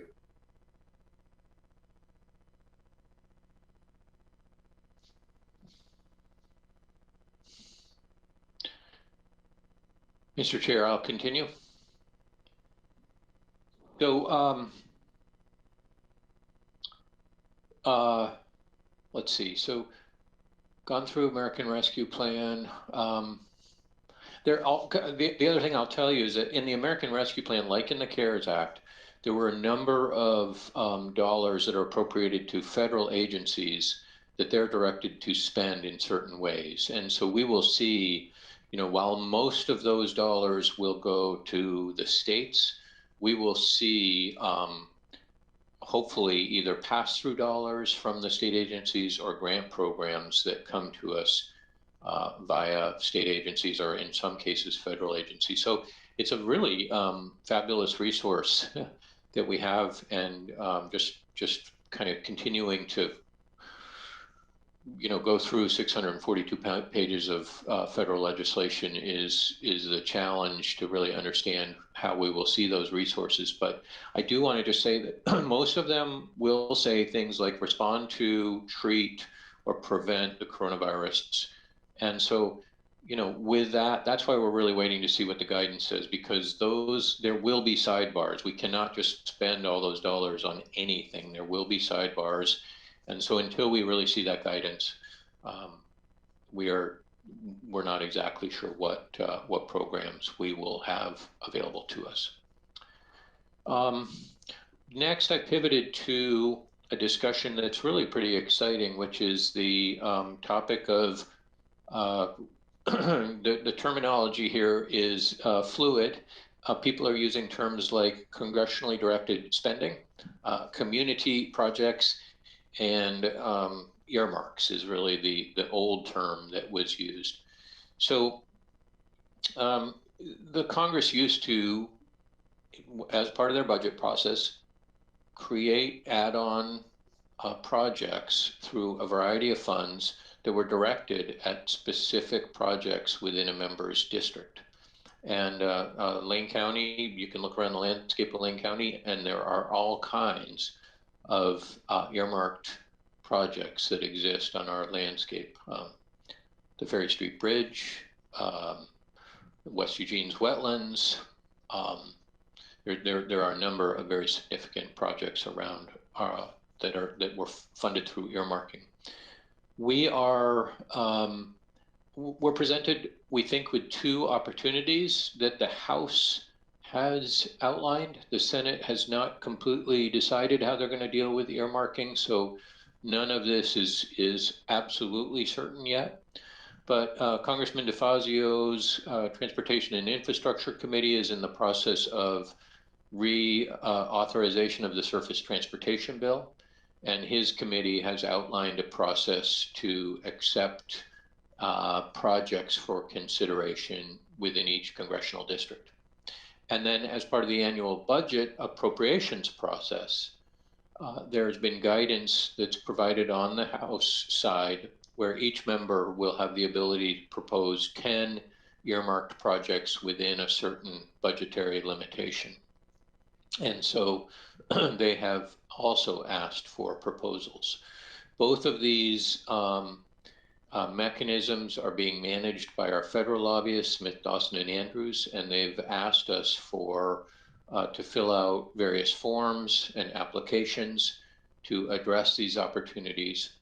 And at the time of the meeting, I thought that process would evolve somewhat slower than it has. And so I've asked for this second part of this conversation to move forward with respect to these specific projects. So I think, Mr. Chair, I'll just wait until you finalize this part of the meeting, and I will wrap it up by just briefly reminding folks that, we are part of a united front process that has local partners. It was really developed around the earmarking process so that the local delegation, federal delegation would not have to sort of create winners and losers. Rather, we locally would present a list of unified and locally supported efforts that we were asking them to fund. And so it's been a really wonderful tool on both sides of that equation. This year, we will not be traveling to Washington, D.C. as we did in the past. All those meetings will be virtual. And one of the discussions at the meeting was whether there was a way because of the virtual nature of the meetings, is there a way for improved access for other officials, other members of the commission and staff? And certainly there is. So as soon as we start to see more detail about the schedule for the United Front, I'll be alerting you as to those opportunities. So I think with that, I will stop. I did attach an order here because we did recommend the new principle with respect to the elections. And so if there are questions that you have, I'm happy to entertain them at this point. So if I may, Mr. Kyler, we are wrapping up item 14A of the agenda. Is that correct? Yes, sir. Are there any questions prior to a motion? Commissioner Trieger. Thank you, Chair. It could have come after the motion. I just have a clarifying question. I'm looking at page 15 of your attachment on the election section. Thanks for highlighting that since it's a new piece for us. And it says that the principle is to ensure entities place measures before Lane County voters are paying their relative costs associated and to support efforts, et cetera.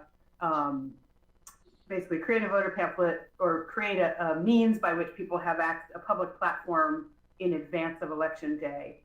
I'm hoping there'll be opportunity to get a little more specific. I wasn't clear from our earlier conversations that we were committed to ensuring entities have a cost share. I'm not opposed to it, but I don't want to lock us into saying there's cost share. And I also, the way I read this, it's about measures, not candidates. So districts versus measures might be the language. I don't know how locked in we need to be to this language, but I'm just noting that these are things that don't exactly comport with some of the conversation that we had and some of what community members were expressing to us.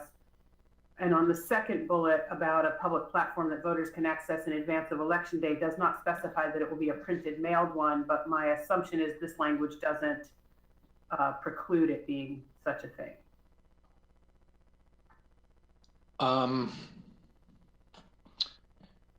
Mr. Chair and Commissioner Trieger, my understanding on that second bullet was that there was not necessarily a path to having the legislature pay for a locally printed measure. And so that's what that was my assumption. And certainly, yes, we can. In fact, one of the options here is you can say, take it back to the legislative committee and keep working on it. But my understanding was that we would have this as a legislative principle, in other words, to work towards, but that there was not necessarily a way that the legislature could appropriate money for a locally created voters pamphlet. Are you good, Commissioner?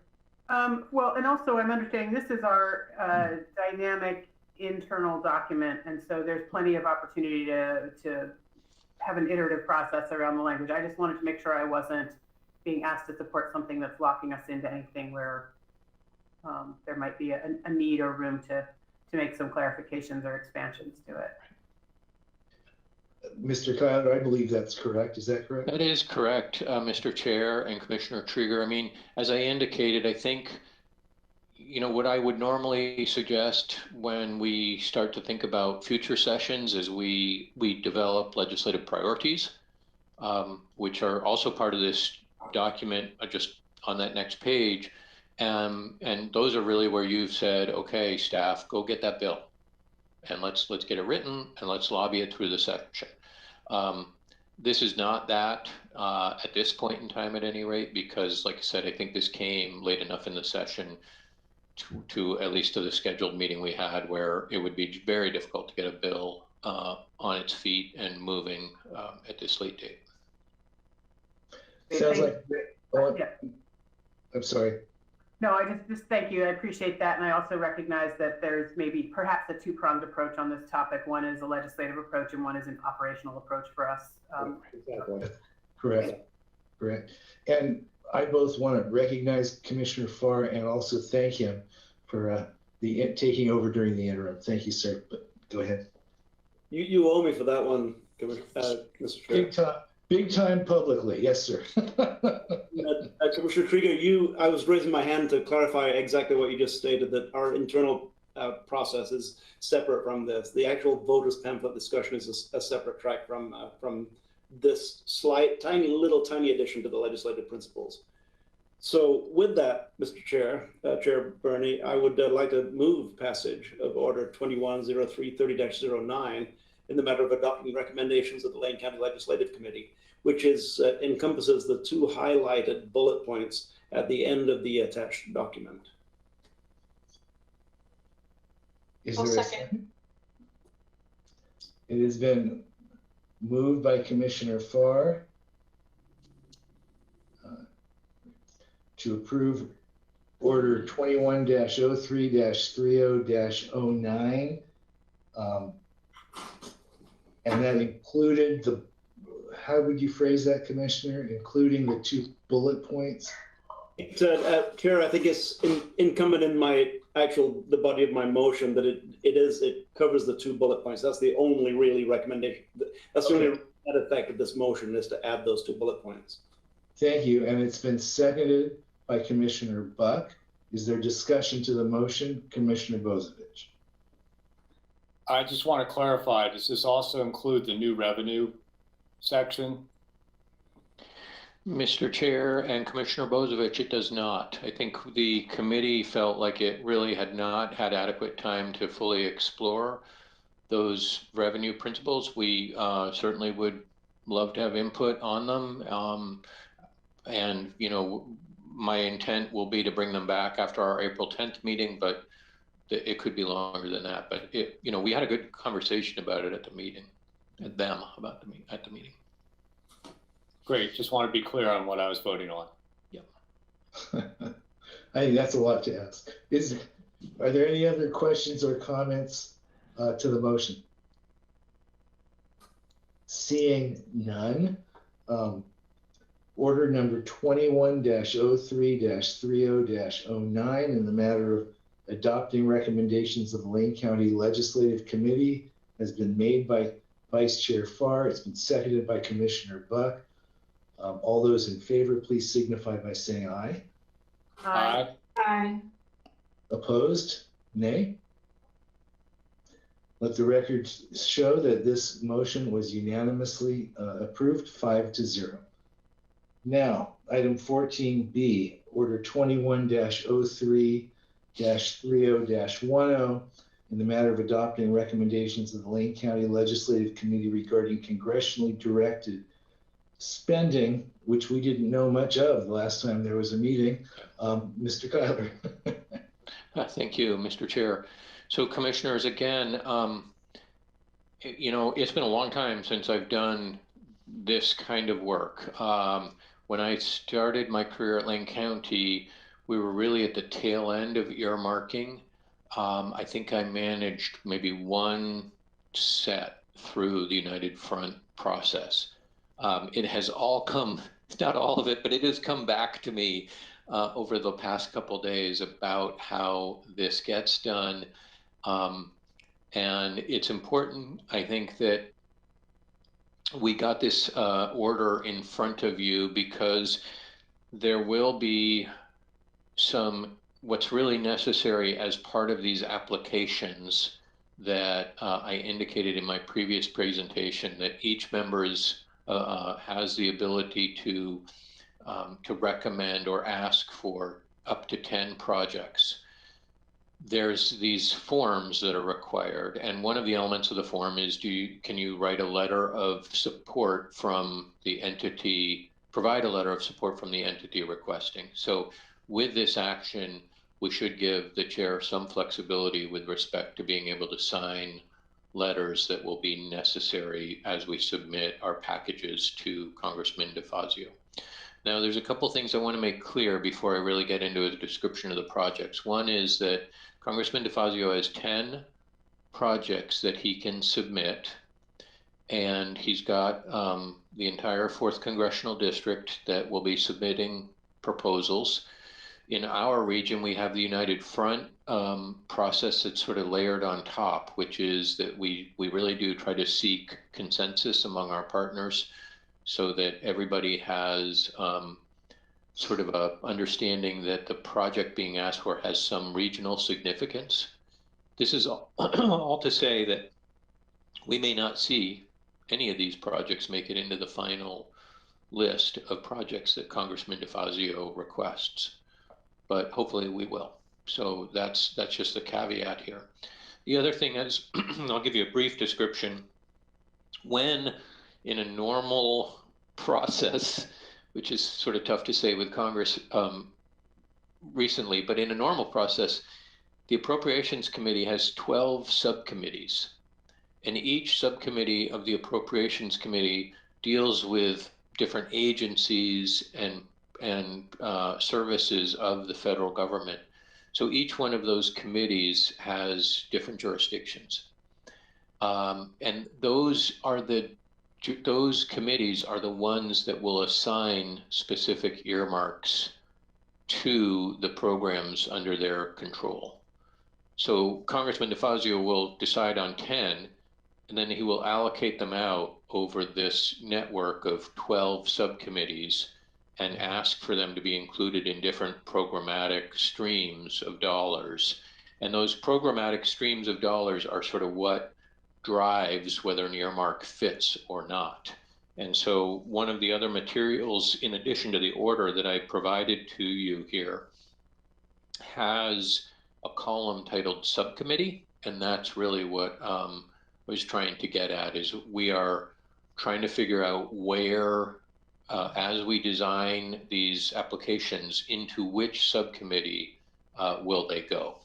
So that's a little bit of clarification. Now you can see there's a list of projects that some of these may be familiar to you and some of them may not. The one that there's two that I really want to point out. The first one is the Territorial Highway, phases 2 through 4. Territorial Highway has been a road that we have worked for many, many years on.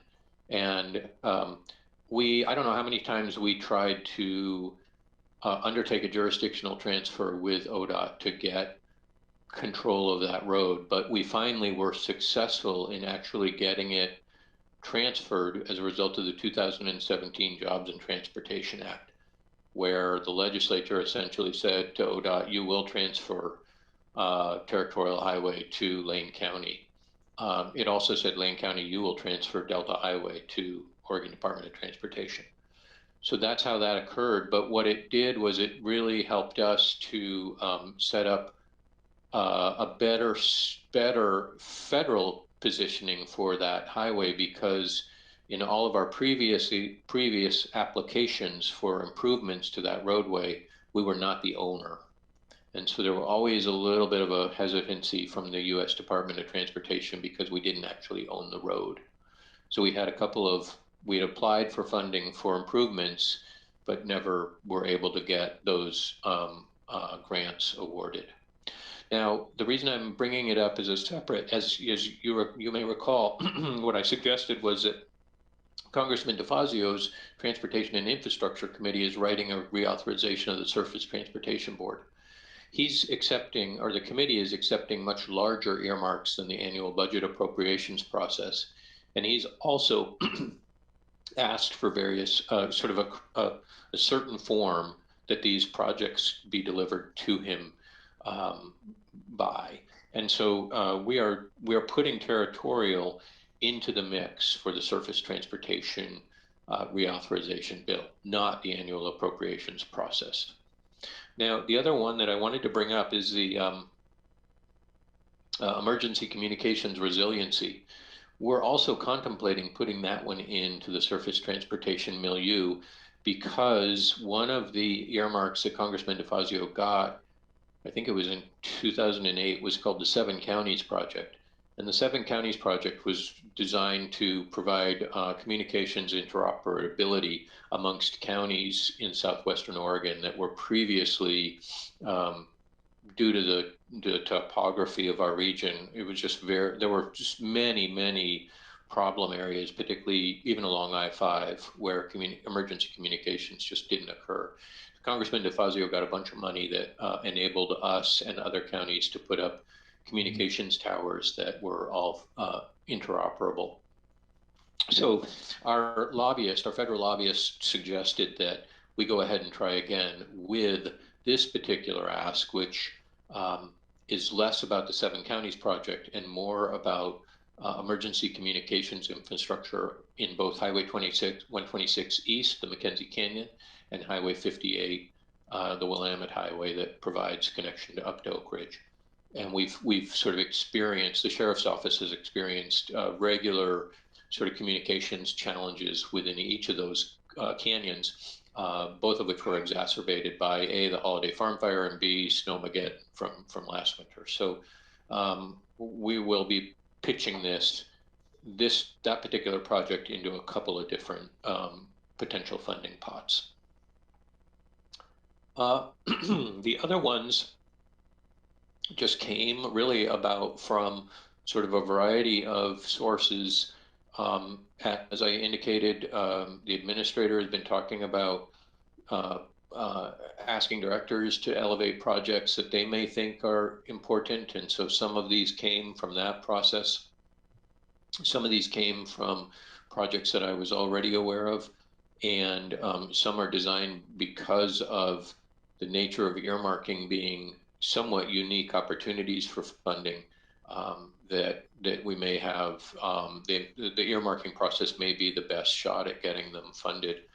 So I'm happy to answer questions about any of them, but again, the idea here is that these could go into the mix for the earmarking process, and that it will give your approval of this list will give the chair as much flexibility as possible when I write to him and ask him to sign a letter of support for the project. Before I ask for questions and comments, let me just say that there have been certain requests Alex has made where I've felt, or he's told me, that this really requires board action.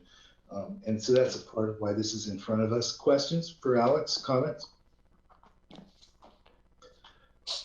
Commissioner Bozovich. Thank you, Chair Bernie. Alex, I'm a little taken aback by the list somewhat, because prior lists we've had with our United Front and all that, there's some big projects not listed here. And I'm kind of, taken aback. Where's Beltline and the Willamette River Bridge? Where's Highway 126 West? Where's the core dam safety projects and the restudy of the hydrologic study that they haven't redone since the early 70s? There's some big stuff, and I realize, yes, 126 and Beltline are ODOT facilities, but the regional significance of particularly the Beltline project, where it's the #1 project on the transportation system plan that Eugene has and is co-adopted by the Plain County, and has been consistently the #1 federal priority. Why is this just a list of county-owned facilities and county projects? Why isn't it more regionally focused? It seems like something like Beltline would stand a much larger chance of being approved because it is such a huge regional significance. Commissioner Burney and Commissioner Bozovich, that's an excellent question. It's because they are state-owned facilities. So this was these are the requests, and there's recall this is surface transportation, which are the much larger projects. You know, so most of this list is for the community projects or the annual appropriations projects, which are much smaller. But the United Front has definitely continues to express support for those projects. We anticipate that Congressman DeFazio knows that those projects are regionally significant, but it really is ODOT as the owner of those facilities that must put forward the request. So these are the requests for programmatic funding that would come to the county. Okay, I sort of get that. It just, 126 from Eugene to Veneta is in the NEPA process right now. That funding for the NEPA process and the studies was all, arranged through federal. Yes. And yeah, so there's already an investment there federally.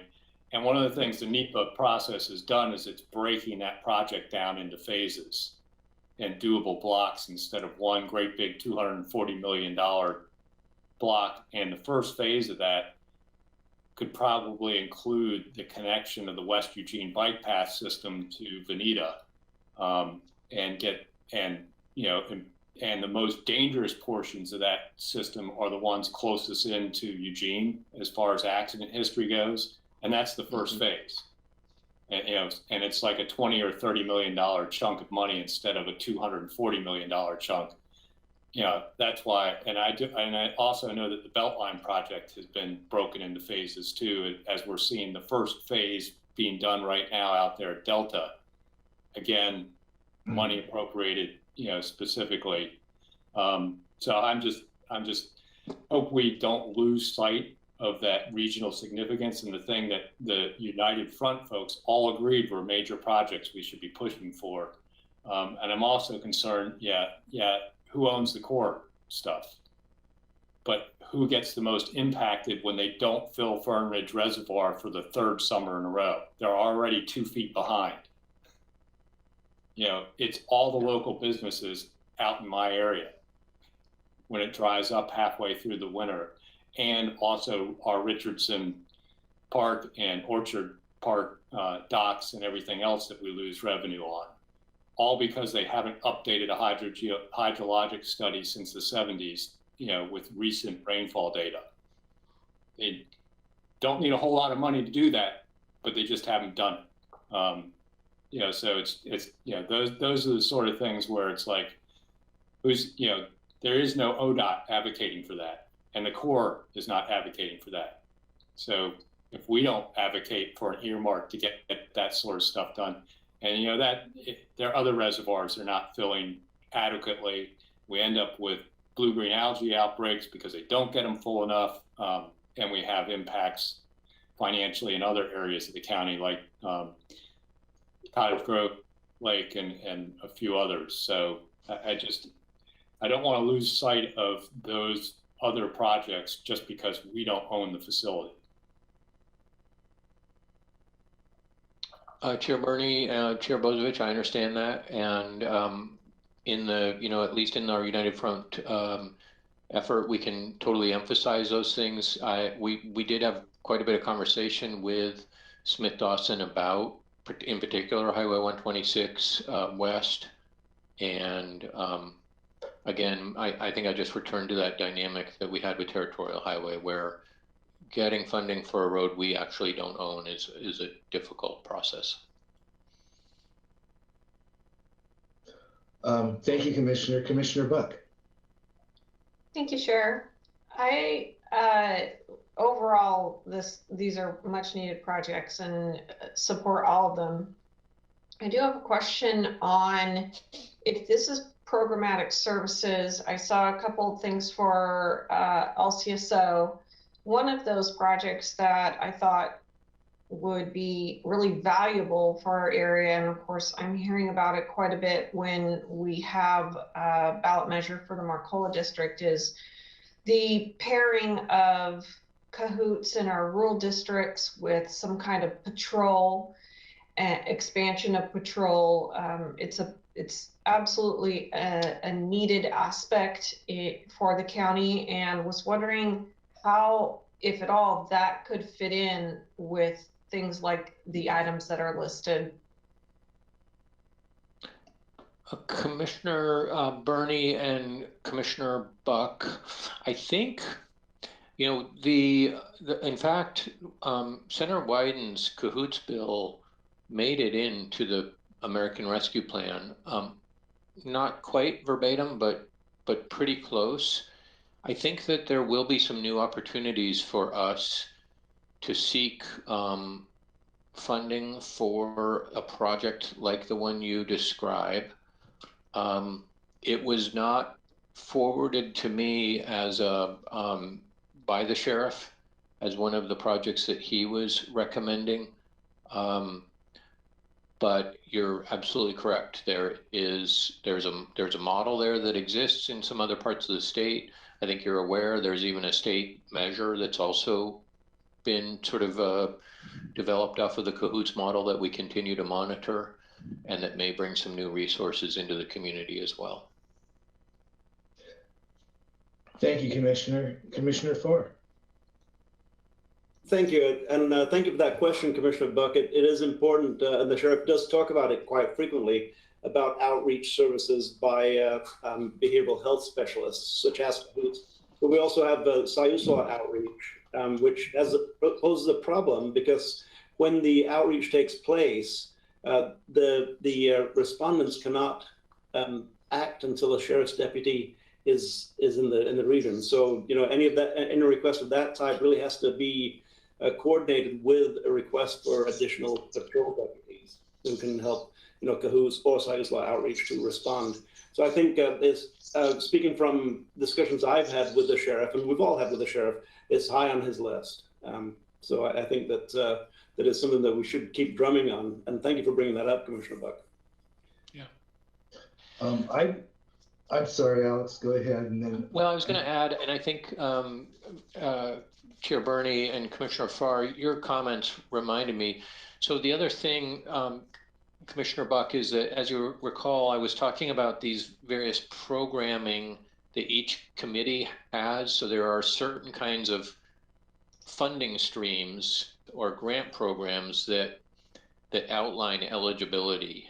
And like I said, it's been a long time since I earmarked, and so I should be more familiar with these actual funding streams than I am, but some of it was coming back to me. And for example, the body camera, it's in what's called CJS, that's Justice and Other Services, and there's a program in there called COPS Technology.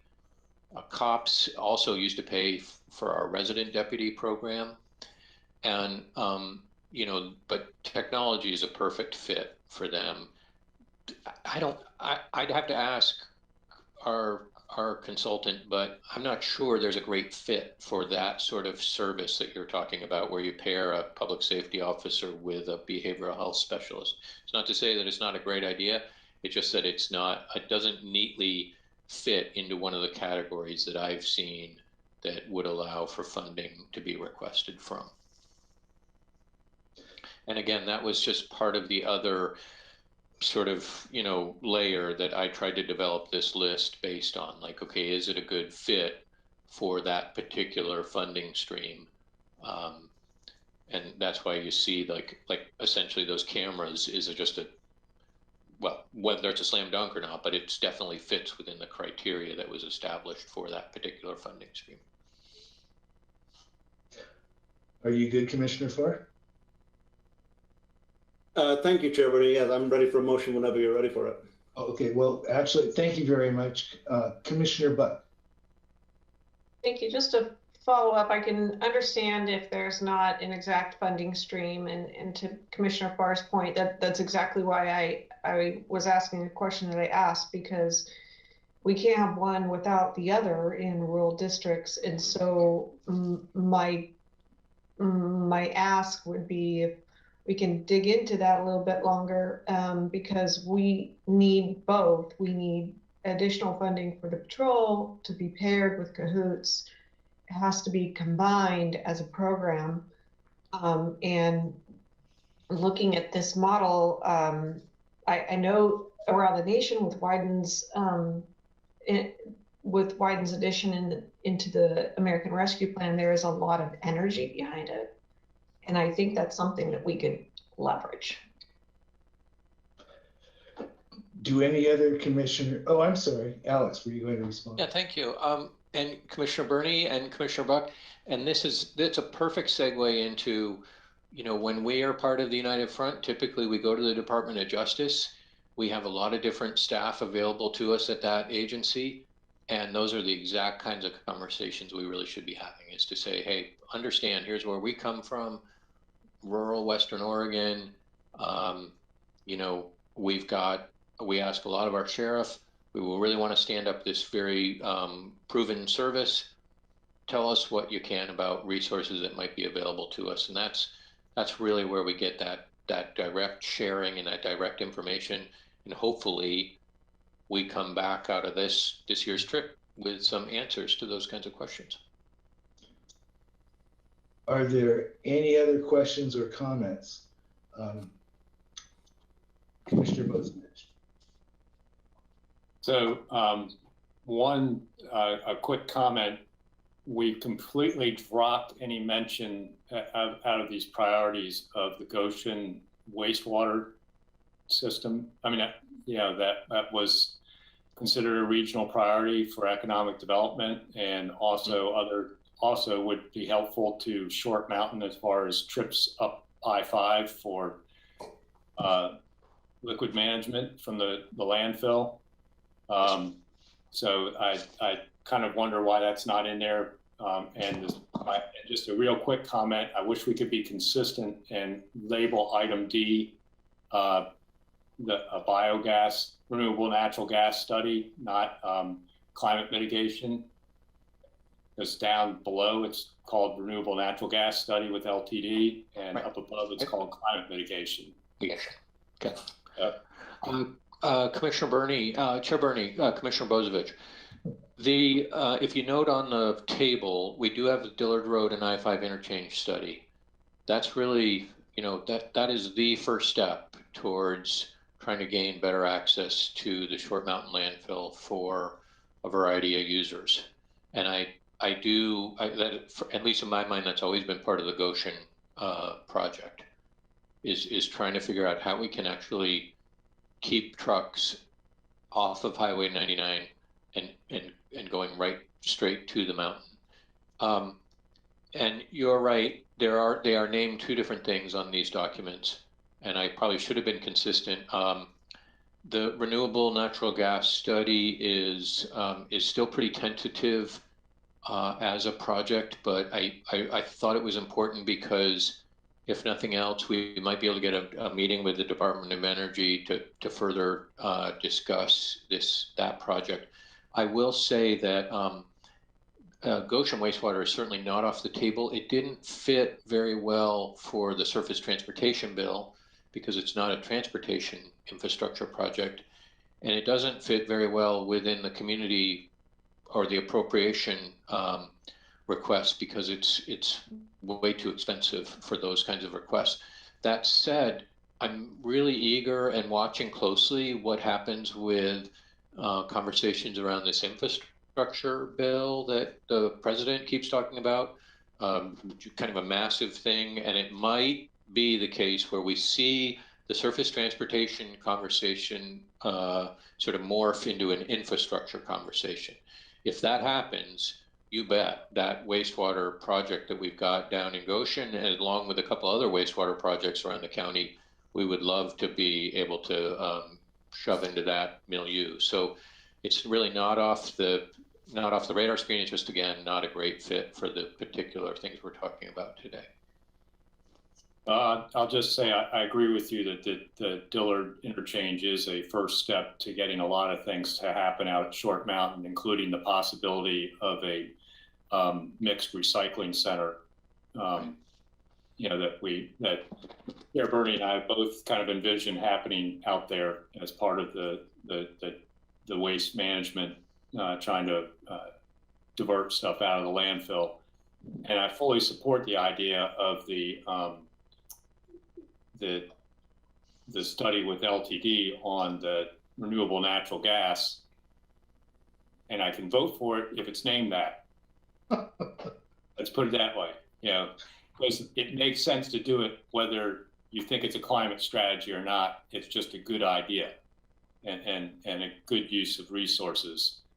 So if it's okay with everybody, I would like to, you know, maybe as a Scribner's change or something like that, maybe relabel that one to match up with the description of the project on item D. So it makes it easy for me to vote yes on this motion.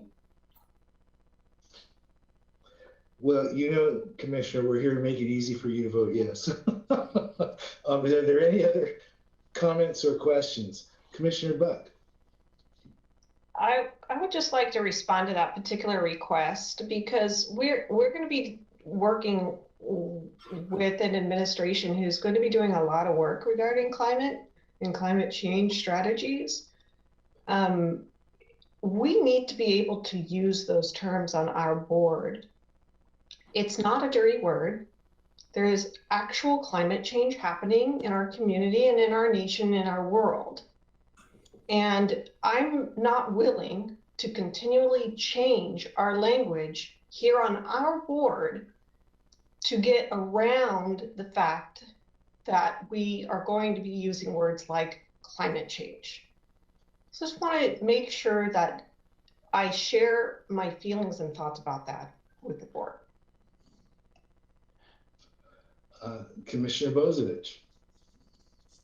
I have stated over and over again that I believe the climate is changing. The question is what's driving that? And to label something climate mitigation, which is a different term, is what I'm objecting to. Right. You know, so that's all I'm saying. You know, if you guys want to pass this unanimously, make my minor change. If you don't want to have it pass unanimously, don't. I noticed that Alex, against his better judgment, wants to get in the middle of this. Chair Bernie, Commissioner Bozovich and Commissioner Buck, I do want to add two things. The term renewable natural gas is a problematic term in and of itself. LTD staff and I have already had meetings with our federal delegation about that very issue, because as you all know, there's been quite a bit of outcry within the city of Eugene about natural gas.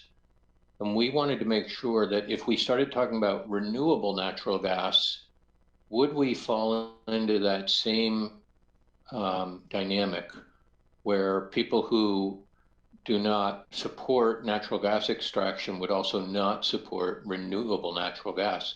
I just did not know whether that would be the case or not. So I just want to clarify that utilization of the term renewable natural gas is somewhat problematic in and of itself. The other thing I will say is that when we think about the gas that's coming off the landfill, as you know, that's methane. It is one of the more voracious gases that otherwise termed greenhouse gases, and so there is that. And I think I take Commissioner Buck's point, because one of the things that I think that both LTD and Lane County want to point to is our various climate action plans. Lane County's climate action plan speaks to, sort of looking at our operations in terms of, greenhouse gas emissions, and where do you find this peak at the landfill? And in the same sort of study, if you look at Lane Transit District, where do you find their peak? It's in tailpipe emissions. This project would address both those peaks if we can be successful with it. So I'll just add that. Is there any other commissioner at this point that would like to ask a question or make a comment? My turn, but I forgot half of what I was going to ask. Alex, you identified, excuse me, Mr. Kyler, you identified that there was a dollar amount for the 10 projects. You haven't told us what that dollar cap is. They can be requested by any particular. Chair Bernie, the dollar amount that we've been told is to between 100,000 and 1.5 million. Now, as you noticed, that wait, the exception there is. I'm sorry, for all 10 projects? No, for each project. Okay, thank you. Go ahead. But obviously, there's an exception there with those projects that are for the surface transportation bill. Congressman DeFazio recognizes that those projects might be much larger. Next question. When do you have to have a list completed and agreed to by? Because I have a little difficulty with the process. And Chair Bernie, I apologize. This needs to be done, and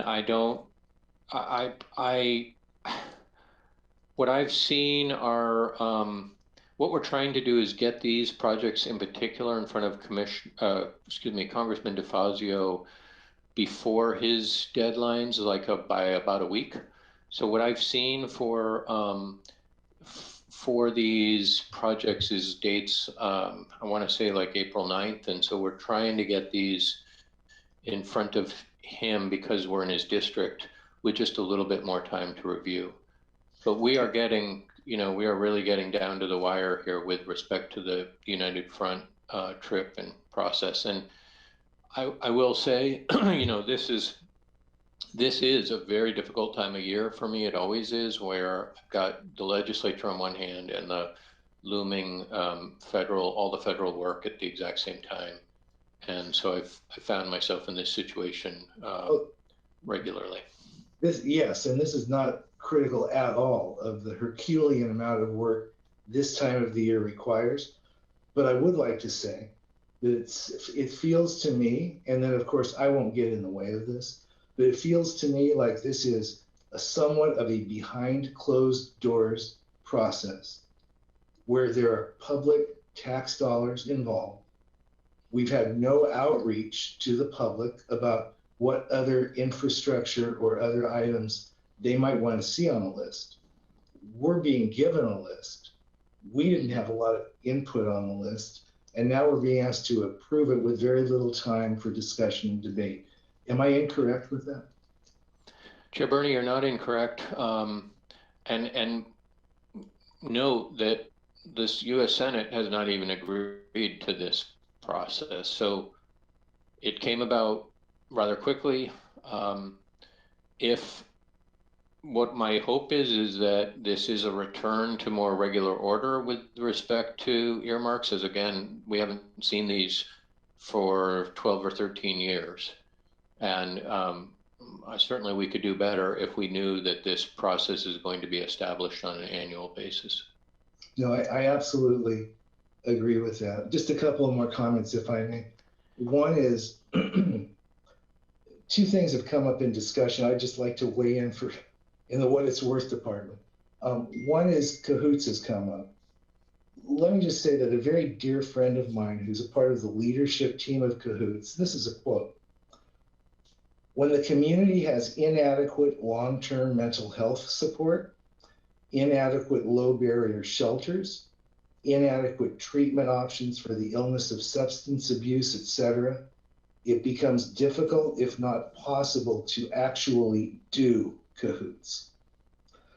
So I don't think we can rest on this being the silver bullet, but it does open up, the cahoots process does open up what actually is and is not available to support this population in any community, including ours.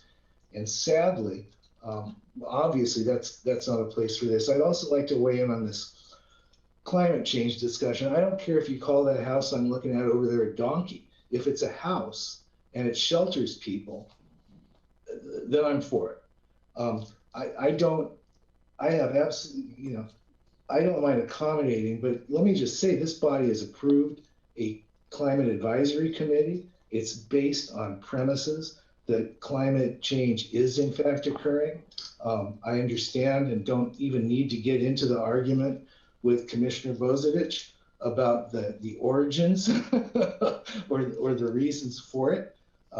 I can say that according to a couple of articles I've read, now there is more scientific consensus around climate change than there is around the law of gravity.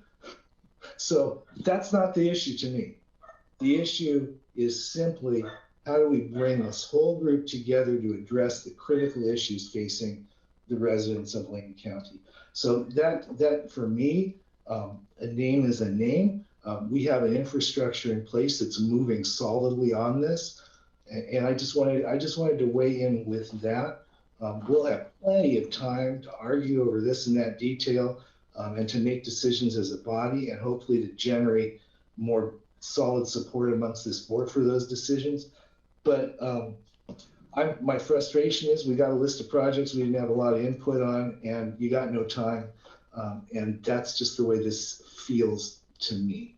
I see both Commissioner Farr's and Commissioner Trieger's hands up. Commissioner Trieger hasn't spoken yet, so Commissioner Trieger. Thank you, Chair. Just a quick question for Mr. Kyler. In reference to what Chair Burney just raised about not having input, I understand it's largely a timing issue. But if I'm understanding from the beginning of your presentation, these are the projects that were identified by staff as being priority projects that have a good best chance of moving forward faster with this funding. Is that right?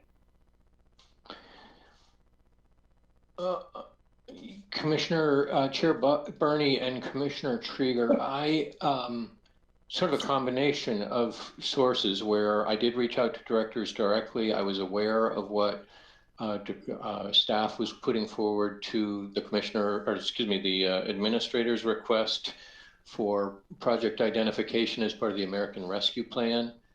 And I was trying to fit them, yes, within sort of a framework that only funds certain kinds of projects. Thank you. So my point, oh, sorry. Sorry, also recognizing that not all these would move forward and sort of wondering, okay, are there other funding sources where we might be putting things? I think some of you may be aware, we think there's some pretty good, fire funding opportunities within the legislature, and that Sheriff's Office emergency communications stuff, I'm going to be trying to put into the legislature as well. Thank you very much. My point being, as I look at this, I fully appreciate robust process, but I also know that sometimes opportunities come our way on a timeline that isn't ours and isn't ideal. And that really none of these are things that we haven't discussed or weighed in on or identified as priorities or made commitments to in other through other more robust, rigorous processes. And so I just wanted to weigh in on that, particularly for the benefit of anyone watching the meeting from the public. None of these are surprise issues that we haven't discussed and vetted and committed to in other settings. It's just simply whether they're the projects for this particular funding stream that, because of timing, we were not able to run through as rigorous a process as we generally is our practice. Thank you. Thank you, Commissioner. Commissioner Farr, you've been patient. That's okay, because I hope that mine is the last here. I'm prepared to make a motion, and I'm prepared to make the motion exactly as presented by Mr. Kyler for three reasons. One is that it is a hastily assembled list, and it is also very speculative. We don't even know if this list is going to go anyplace, and it's going to go into the mix with a lot of other projects. The second is, as Commissioner Trieger just said, there's nothing new on the list. These are all projects that we have talked about in the past. And while it's not complete, there is nothing new. And significantly, if the process goes through, if earmarks do come back in a standard fashion, this is a portent of a more deliberative process in the future, and we can expect a more deliberative process with more public involvement. So with that, Chair Bernay, I'm prepared to move passage of order 2103-30-10 in the matter of adopting recommendations of the Lane County Legislative Committee regarding congressionally directed spending, as written. I'll second. Thank you. It's been order 21-03-30-10 in the matter of adopting recommendations of the Lane County Legislative Committee regarding congressionally directed spending has been moved by Vice Chair Farr. It has been seconded by Commissioner Trieger. Is there discussion to the motion? I would like to say that I appreciate both Commissioner Trieger's and Vice Chair Farr's clarification, and for Mr. Kyler's indulgence in letting me vent frustration that I know he is feeling too. All those in favor of the motion, please signify by saying aye. Aye. Aye. Opposed? Nay. So, order 21-03-30-10 made by Vice Chair Farr, seconded by Commissioner Trieger, has been approved with a 4-1 vote. Commissioner Bozovich in the nay. I know that's not the right way to say it, but Commissioner Bozovich opposed. Thank you. And Mr. Kyler, that was a long ordeal. Thank you very much for putting up with it. Thank you all. Really appreciate it. We now move to item 15, Commissioner's Business, 15A, announcements. Anyone?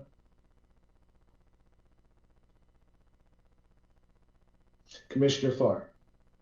Chair Bernay, this is a MORPH announcement / agenda team request. It's an announcement of a potential future agenda team request, and that is regarding search and rescue in Lane County. We've had a couple of just outstanding incidents that involve search and rescue over the course of the last couple of weeks that the public needs to hear more about. At least one of which involved the saving of a life. And really involved multi-agency cooperation with our volunteers.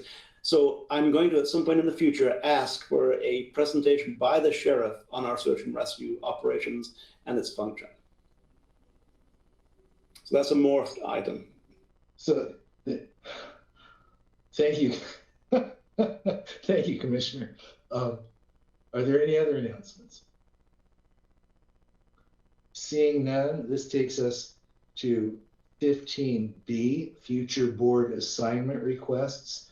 And I know that there's one waiting in the wings, Commissioner Bozovich. Thank you, Chair. I'd like to get head nods to have ask staff to come back with a proposed draft ordinance to recover our cost in implementing revenue measures that are outside of ad valorem taxes that cost the that have a cost impact to the county.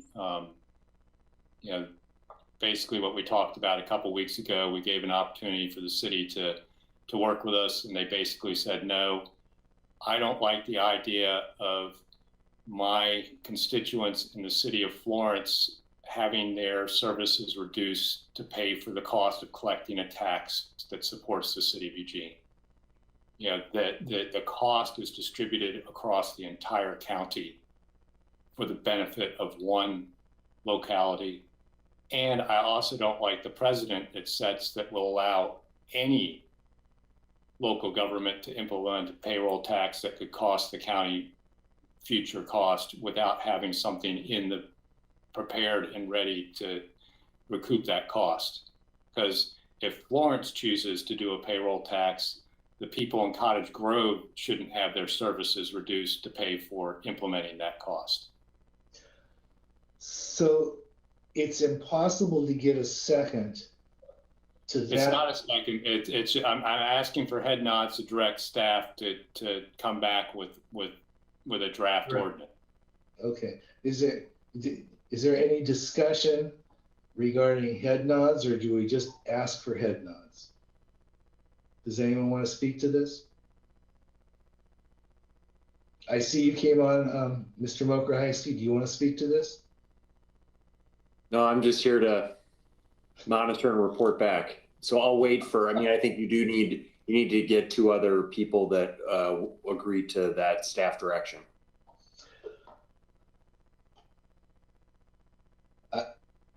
Oh, okay. I see Commissioner Buck and Commissioner Farr and County Commissioner Bozovich. That would be 3 head nods.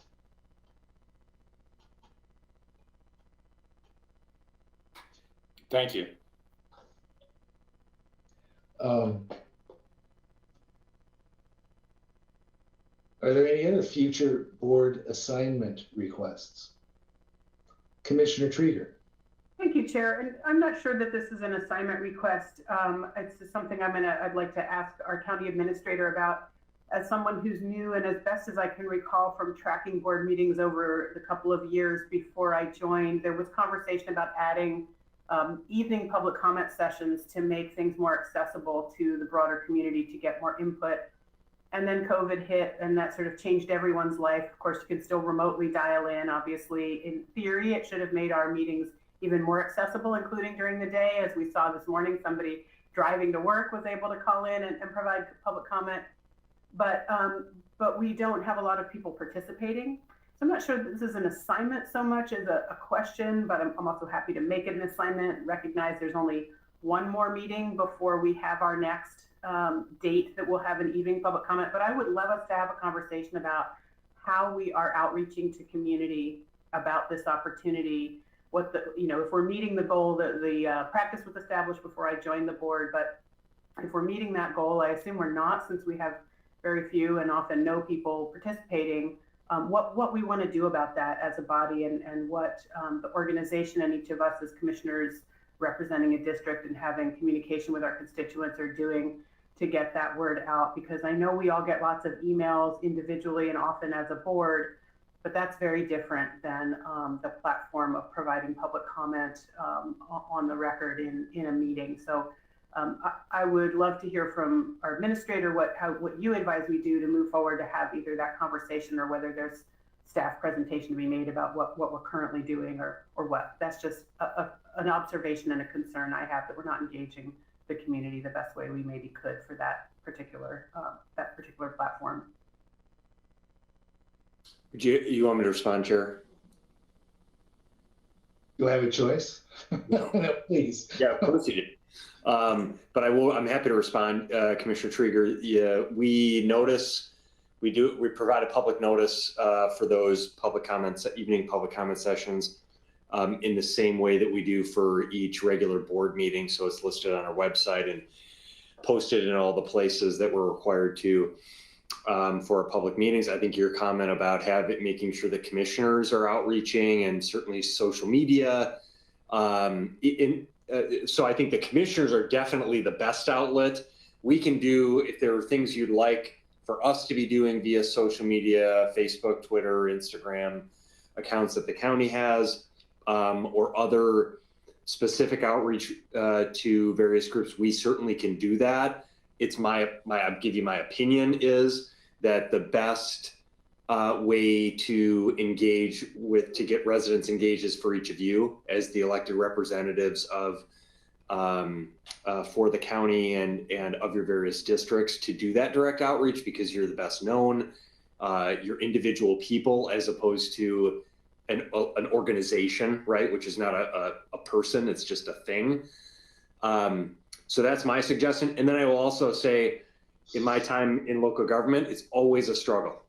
No matter what we do, we oftentimes talk about it as it relates to the budget. When we set a $700 million annual budget and we get very little public feedback, you can adjust a tipping fee by 1%, and you can pack a room, right? Or in my prior experience, a water fee or a sewer fee, or you adjust those things slightly, and you tend to get people who show up when they're directly impacted by those things. So I just offer that so this is a constant challenge that I think local governments all face in getting people to engage when there's not a specific issue that affects them directly. but that's not to say that we can't be doing more proactive outreach. Commissioner Farr, did I see your hand or not? Yes. Thank you, Chair Bernie. And I take responsibility for the evening meetings. It was my recommendation several years ago. And I will tell you that the best meetings, the most well-attended meetings are the ones that aren't at Harris Hall and obviously aren't the ones that are virtual. So when we have the discussion about how to have meetings, if we have them where people are, rather than make people come to us, it really does seem to help. And sometimes, Mr. Mokrowski, it does come up with it does portend a discussion regarding specific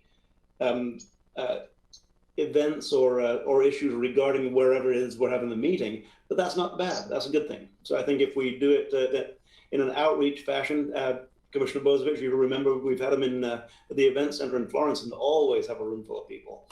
We've had them in Cottage Grove, we always have a room full of people. So that when we have that discussion, that'll be a part of it. I was going to comment, but Steve? Sorry, I neglected to add one thing that I think is important, and Diana reminded me that she has an email list of 500 people that each week she sends out. So it's not only that posting online into the media that we send, but also a direct email to 500 people each week for every board meeting, as well as for those public comment sessions. I just wanted to say that, first off, Commissioner, I really appreciate you raising this because engagement is key. And the interesting thing is it's not our job for people to be interested in their government. It's our job to represent those people. I want to share with you my whole 2.25 years being a commissioner, which happens to coincide with Commissioner Buck's. So if I say anything that you disagree with, Commissioner, please chime in. But when we first came on board pre-COVID, it were issues that drove attendance. Then Commissioner Sorensen stated that we would have regular meetings at different locations, as Commissioner Farr mentioned, Florence, Veneta, wherever. That never really occurred. It occurred once in Springfield, and we had a packed house.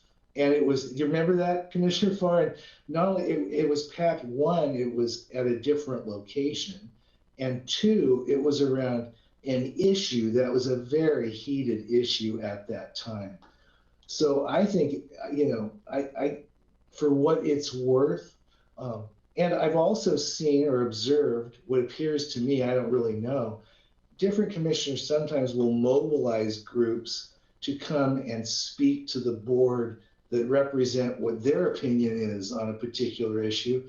I don't know if that's a good thing or a bad thing. I've never done it, but I've seen that too. So it's a tough one, and I can't wait till we're out of COVID. I hope it's during this particular year when it's my honor to chair, because I will, in fact, we will implement what Commissioner Sorensen tried to but didn't, which is to rotate in different locations in the county meetings for public input. But I don't know what else to say. Yeah, go ahead.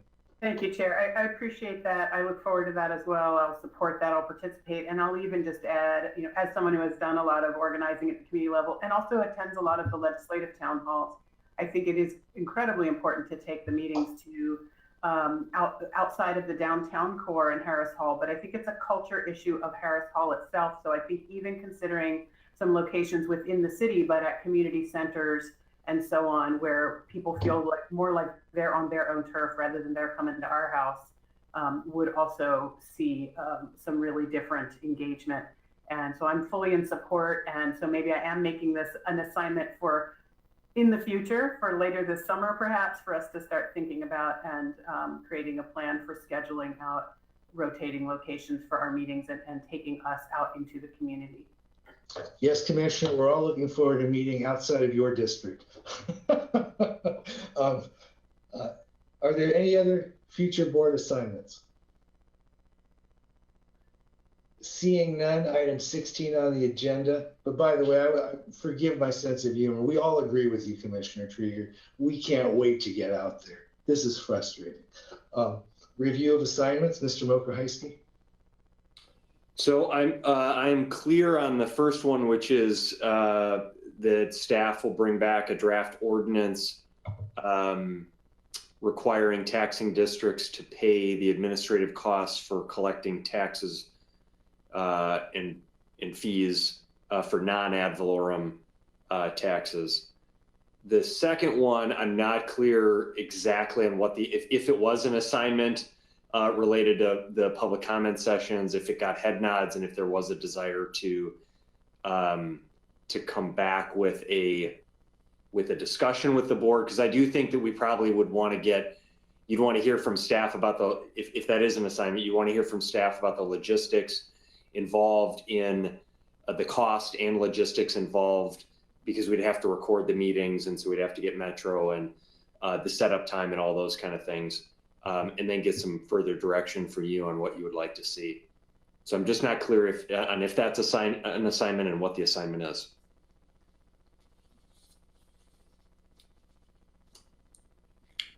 Commissioner Buck.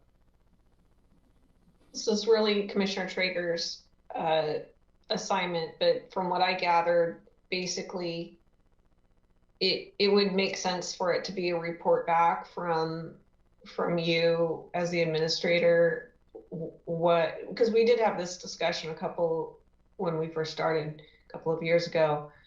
There is cost associated with it, and we have a new commissioner that doesn't probably have that information, and I'm sure things have changed since then, but it would make sense for just having it as a report back as to what the possibilities would be and the associated costs to do that. Commissioner Trieger. Thank you. I appreciate that, Commissioner Buck. That would be great. And I think, to my mind, the idea is, with what kind of frequency is it feasible to meet out in districts? So including in my district, but outside of Harris Hall, in community settings. And Commissioner Trieger, I apologize if my joking comment was taken in any way other than it was intended. It's more, I just wanted to provide that clarification that the point is to be out in the communities. Yeah. Who's writing and not watching, but I just want, did we get 3 people that are interested in coming back with that? Yep. Okay. So that's the second one, is the request from Commissioner Trieger to report back on a report back by staff on the process and cost for community public comment sessions. And that's it. Okay, we're on number 18, other business. Is there other business?